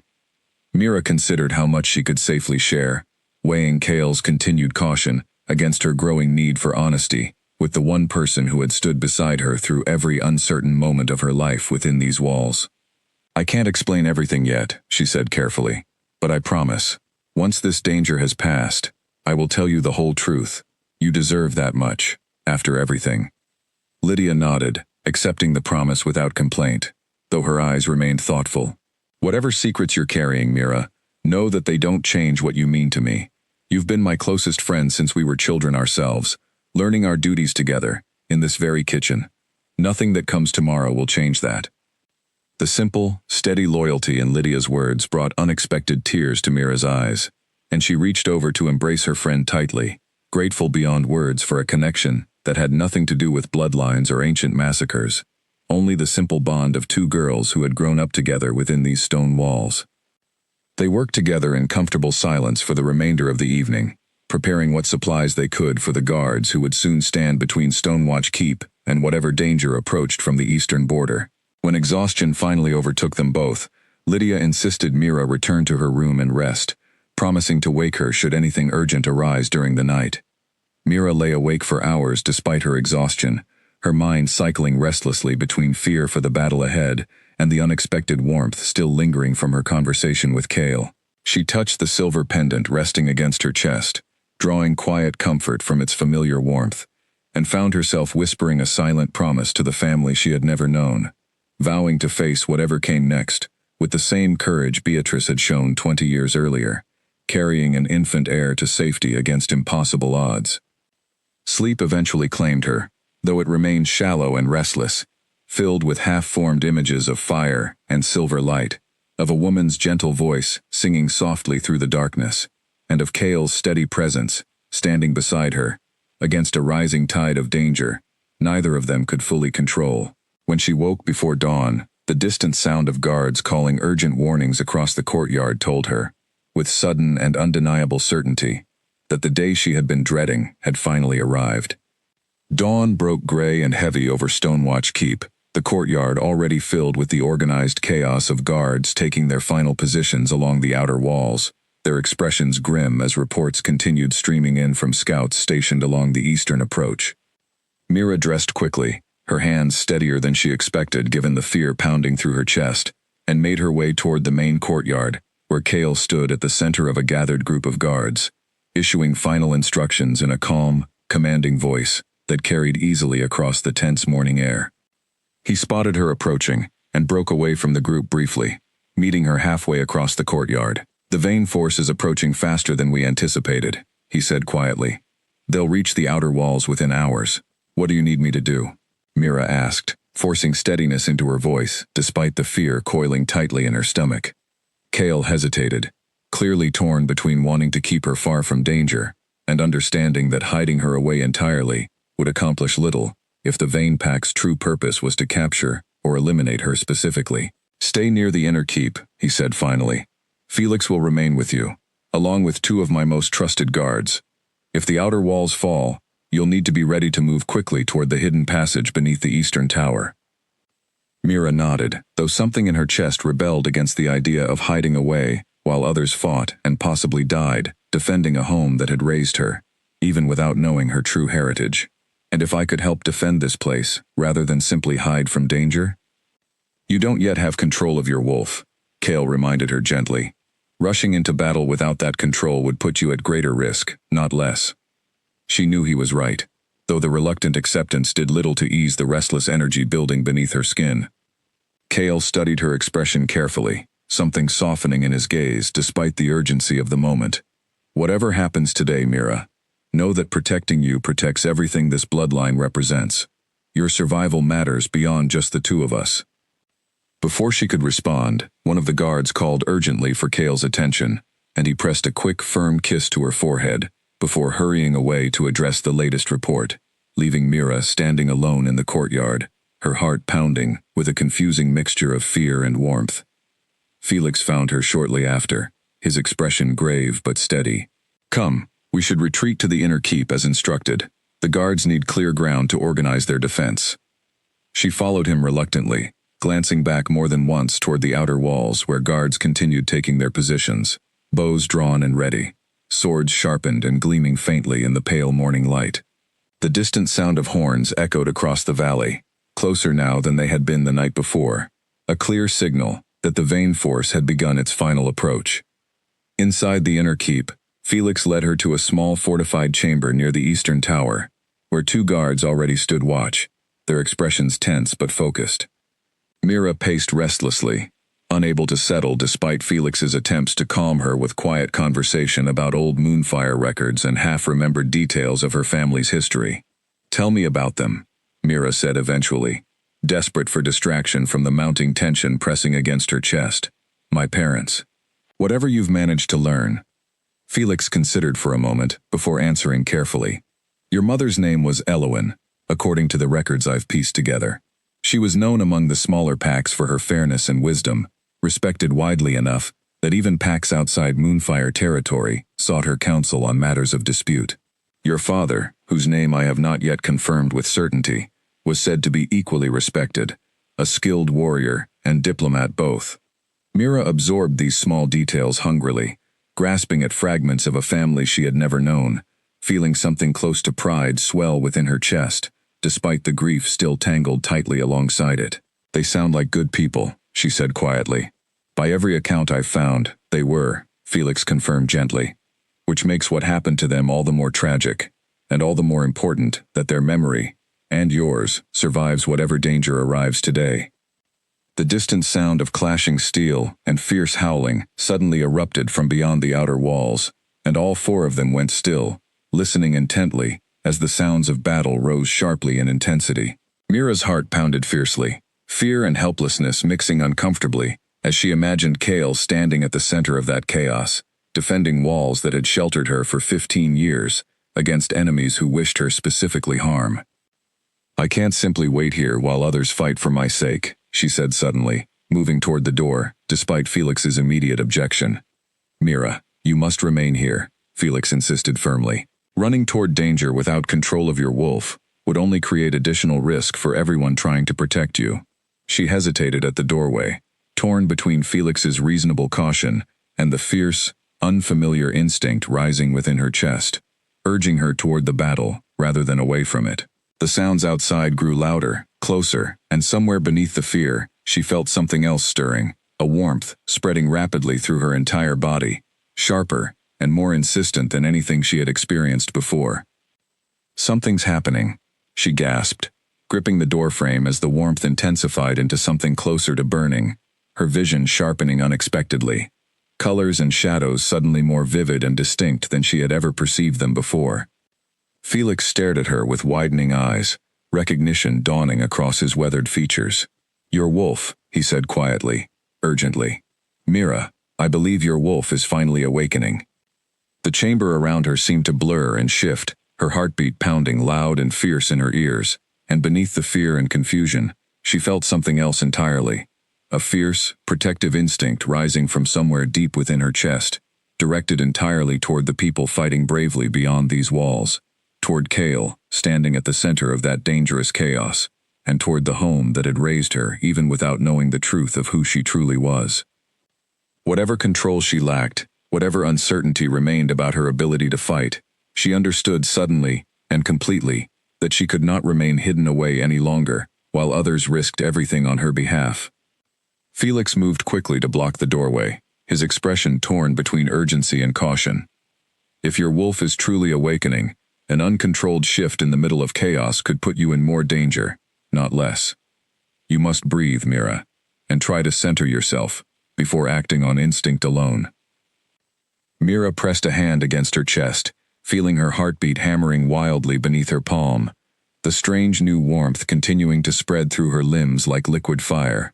She closed her eyes, trying to steady her breathing, as Felix instructed, though the sounds of battle beyond the walls made concentration nearly impossible. "I don't know how to control this," she admitted, her voice tight with fear, and something else, a fierce urgency she had never felt before. "I don't even know what it means, or what I'm supposed to do." "Then trust your instincts," Felix said, his tone gentler now. "Wolves are not born knowing control either. It comes with time, with practice, with understanding. But right now, in this moment, perhaps your instincts already know more than your mind does." The two guards stationed nearby exchanged uncertain glances, clearly unprepared for the possibility of witnessing a first shift in the middle of an active siege.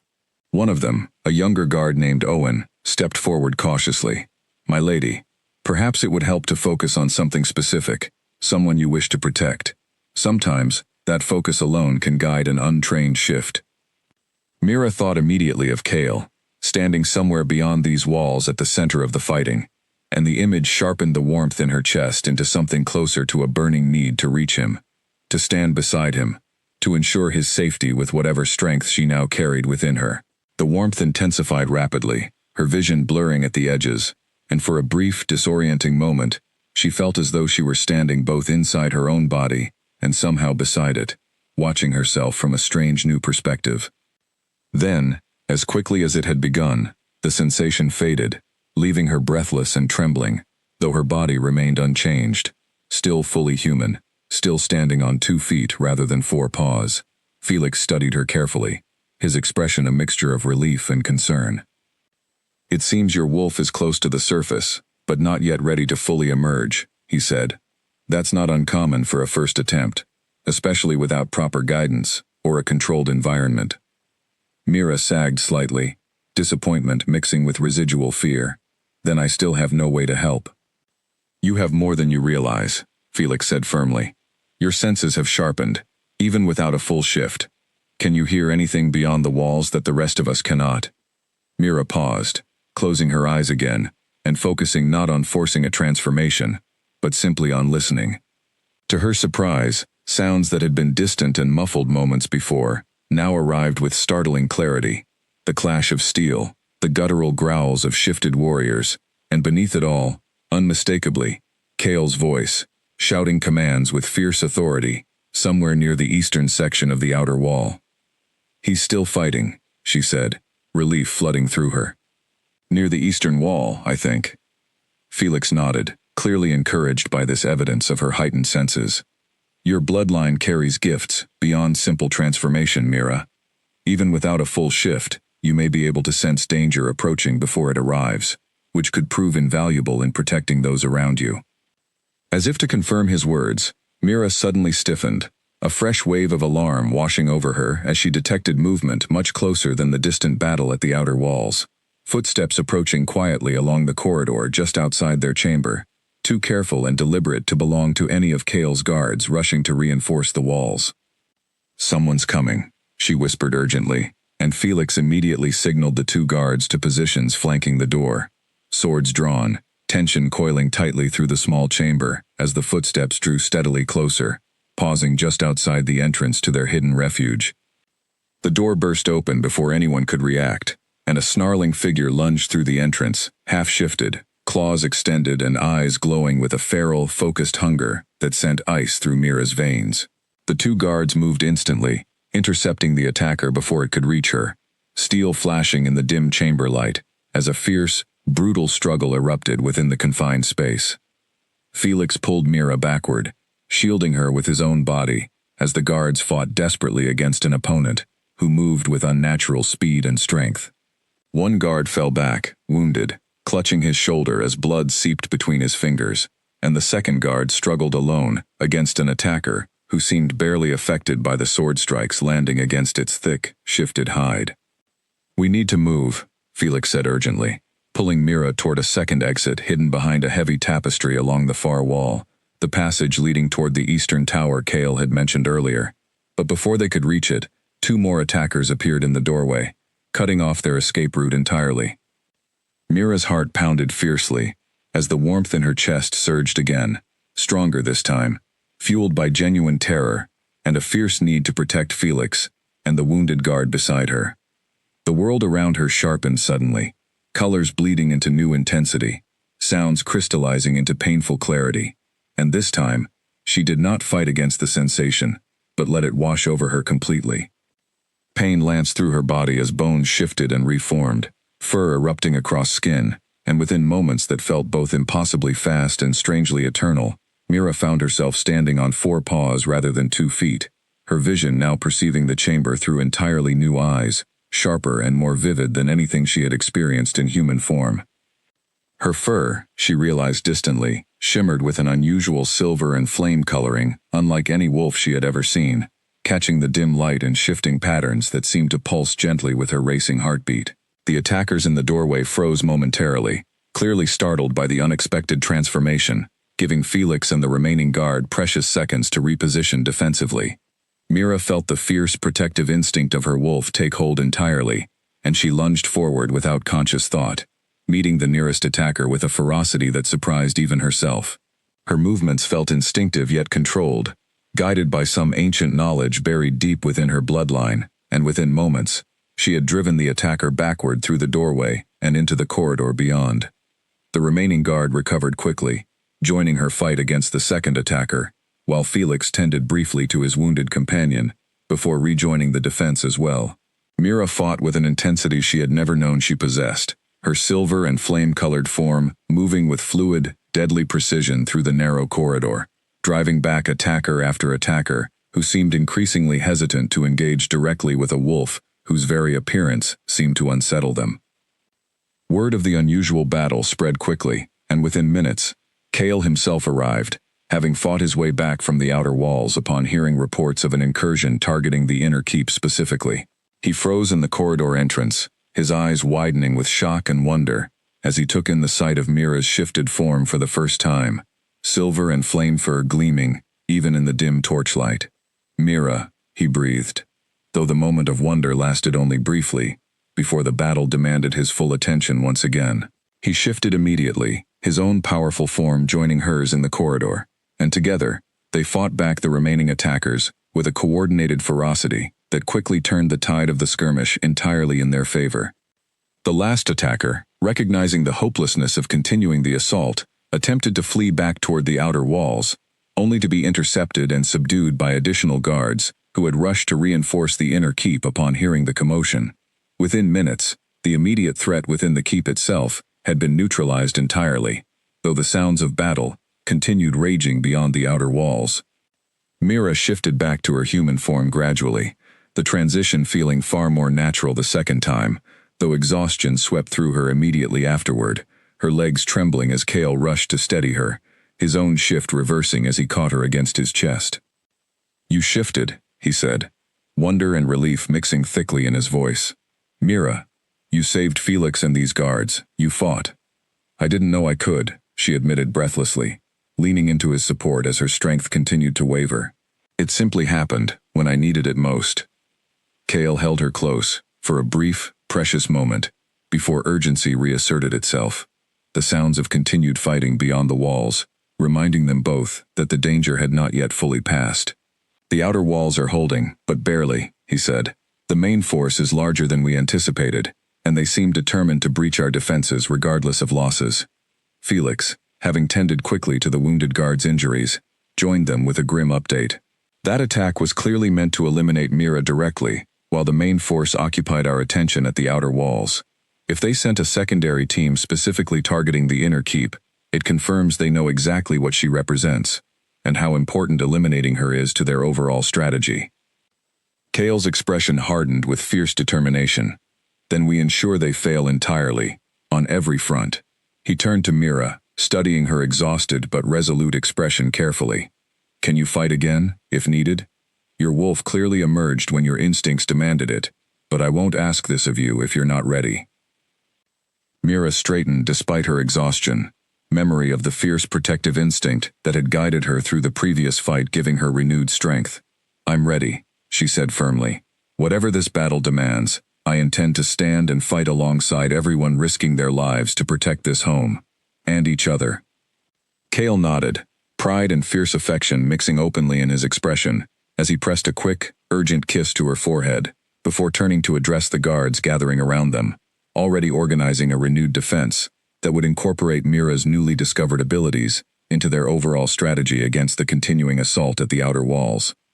Together, they made their way back toward the courtyard, where the sounds of battle continued raging fiercely, smoke rising thickly into the gray morning sky, and the fate of Stonewatch Keep, along with everyone within its walls, remained balanced precariously on the outcome of the fighting still unfolding along the embattled outer defenses.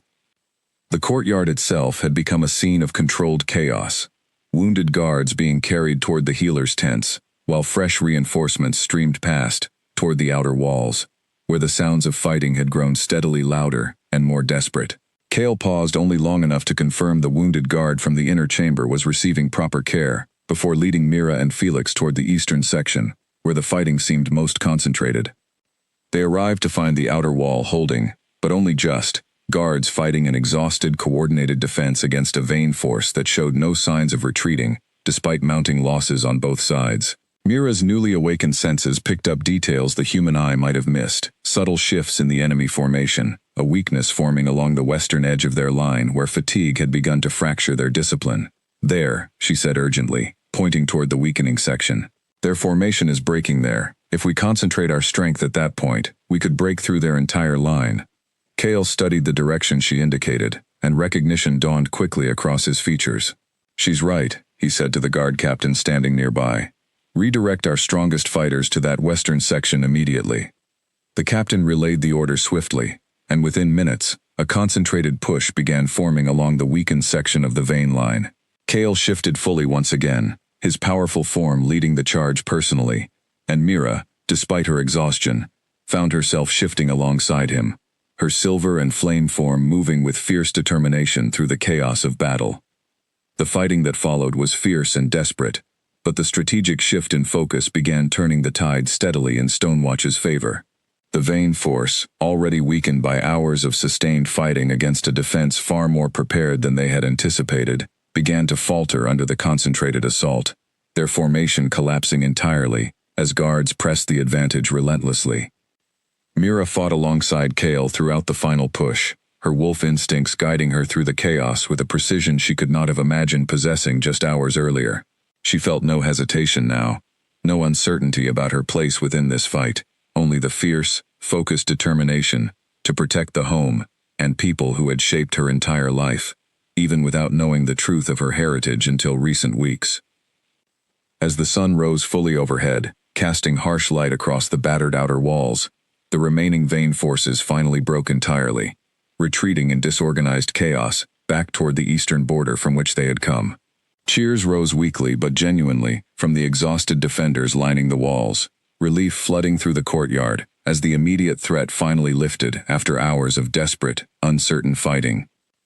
Kale shifted back to human form immediately, rushing to find Mira amid the dispersing chaos, his relief evident as he pulled her into a fierce embrace the moment he located her. "We held," he said, disbelief and gratitude mixing thickly in his voice. "Mira, we actually held."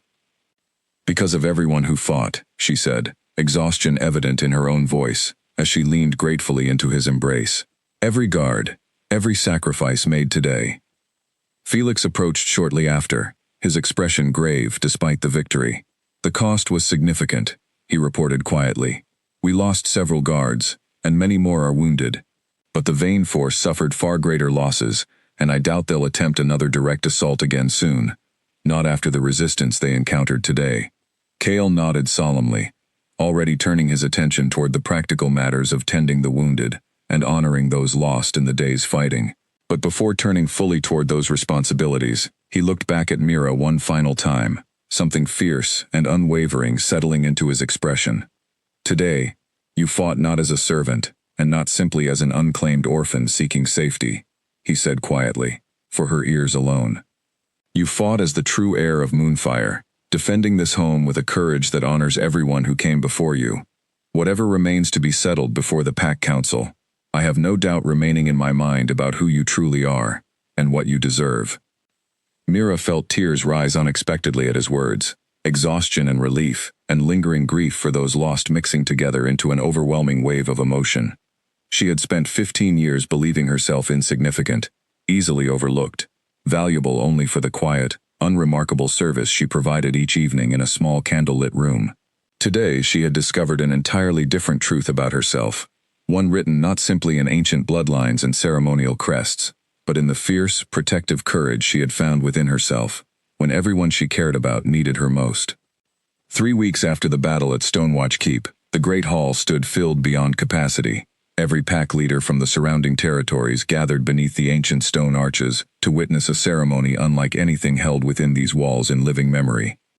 Mira stood quietly behind a heavy curtain near the hall's entrance, her hands trembling slightly as she smoothed the fabric of a deep blue gown Lydia had helped her prepare for the occasion, the silver pendant resting prominently against her collarbone, for the first time displayed openly rather than hidden beneath her clothing.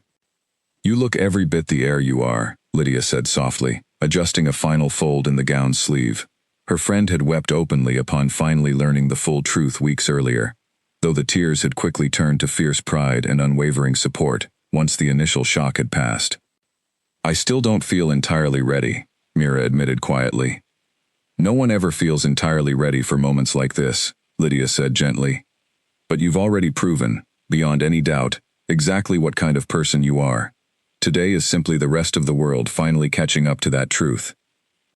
Beyond the curtain, Mira could hear Cale's voice addressing the assembled pack leaders, his tone carrying the same commanding authority she remembered from years of watching him from a respectful distance, though now she understood the genuine warmth and fairness underlying that authority far better than she ever had before.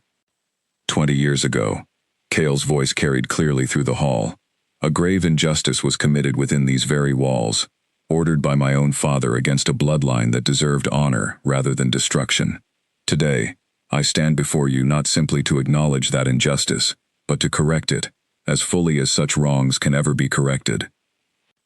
A murmur rippled through the assembled crowd, and Mira drew a steadying breath, gripping the pendant at her chest, as Felix appeared beside the curtain, offering her a reassuring smile, before extending his arm formally. "It's time," he said gently. Mira stepped forward, allowing Felix to lead her through the curtain and into the great hall, where every eye immediately turned toward her, the assembled pack leaders falling silent as she walked the long path toward the raised platform where Cale stood waiting. She kept her chin lifted, her steps steady despite the fierce pounding of her heart, drawing strength from the memory of the battle weeks earlier, from the fierce protective instinct that had guided her through danger far greater than simple public attention. She reached the platform, and Cale stepped forward to meet her, his expression carrying open pride and tenderness that he made no attempt to hide before the gathered crowd. He took her hand gently, turning to address the assembled leaders once more. "This is Mira," he announced, his voice carrying clearly through the silent hall. "Daughter of Elowin, and the rightful heir of the Moonfire bloodline, believed lost for 20 years, following the massacre that destroyed her family and her pack.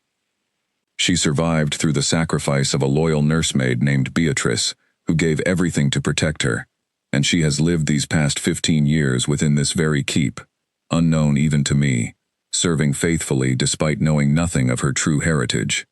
He paused, allowing the weight of his words to settle over the assembled crowd before continuing. Weeks ago, when the Vane Pack launched a direct assault against Stonewatch Keep specifically targeting Mira, she did not hide from that danger. She fought alongside my guards, discovering her own wolf for the first time in the midst of battle, and her courage played a direct role in our victory that day. Murmurs of surprise and admiration spread through the hall, and Mira felt her cheeks warm under the sudden weight of so many attentive eyes, though she held her composure, remembering Lydia's words about proving herself through action rather than simply words. I formally recognize Mira as the last surviving heir of the Moonfire bloodline, Kale continued, and I call upon this council to restore her family's ancestral territory and titles, stripped unjustly, 20 years ago, through my own father's fear and misjudgment. Whatever wrongs were committed against her family, I intend to see corrected fully, with the full support of Stonewatch Keep behind her. One by one, the assembled pack leaders rose from their seats, offering formal acknowledgement through traditional gestures of respect, until the entire hall stood united in recognition of Mira's restored heritage. She felt tears rise unexpectedly at the sight, overwhelming gratitude mixing with lingering grief for the family she would never fully know, yet whose memory now stood honored openly before the entire kingdom. Kale turned to face her fully then, and to her surprise, he lowered himself slowly onto one knee before her, a gesture that sent a fresh wave of shocked murmurs through the assembled crowd. An Alpha King, kneeling before anyone, was virtually unheard of within pack tradition, yet he did so now without hesitation, his eyes never leaving hers. 15 years, you knelt before me each evening, cleaning boots stained with battles you never witnessed, asking nothing beyond simple shelter and purpose, he said quietly, though his voice carried clearly through the silent hall. Today, and for as long as you'll allow it, I kneel before you instead, not as an Alpha King addressing a political ally, but as a man who has come to love you deeply, who recognizes in you a strength and courage that humbles him entirely. Mira's breath caught, tears spilling freely now as she stared down at him, overwhelmed by the sincerity reflected in his expression. Kale, she whispered, though he continued, before she could form any further words. I cannot undo the injustice my father committed against your family, he said, but I can promise you my full support in rebuilding what was lost, in honoring Beatrice's sacrifice and your parents' memory, and in standing beside you, as an equal partner rather than simply a protector, for as long as you'll have me. The hall remained utterly silent, every eye fixed on the extraordinary sight of their Alpha King, kneeling before the newly recognized heir, and Mira, overwhelmed by love and gratitude and the fierce, unwavering support of everyone gathered around her, reached down to help him rise, her hand finding his in a gesture that felt like the natural culmination of everything they had endured together these past weeks. I would have you beside me, she said softly, not because tradition demands an alliance, but because these weeks have taught me that partnership, built on genuine respect and love, is worth far more than any political convenience.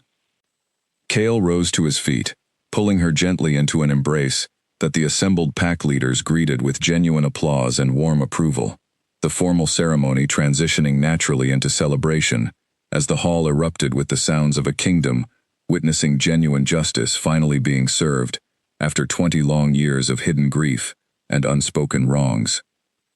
In the weeks that followed, Mira began the long process of rebuilding what remained of her family's ancestral territory, working alongside Kale and Felix to restore Moonfire's rightful place among the respected packs of the kingdom. She commissioned a proper memorial for Beatrice, ensuring the nursemaid's sacrifice would never again be forgotten or overlooked, and she worked tirelessly alongside Lydia and the household staff who had once been her only family, integrating her new responsibilities with the genuine warmth and humility that 15 years of quiet service had instilled deeply within her character.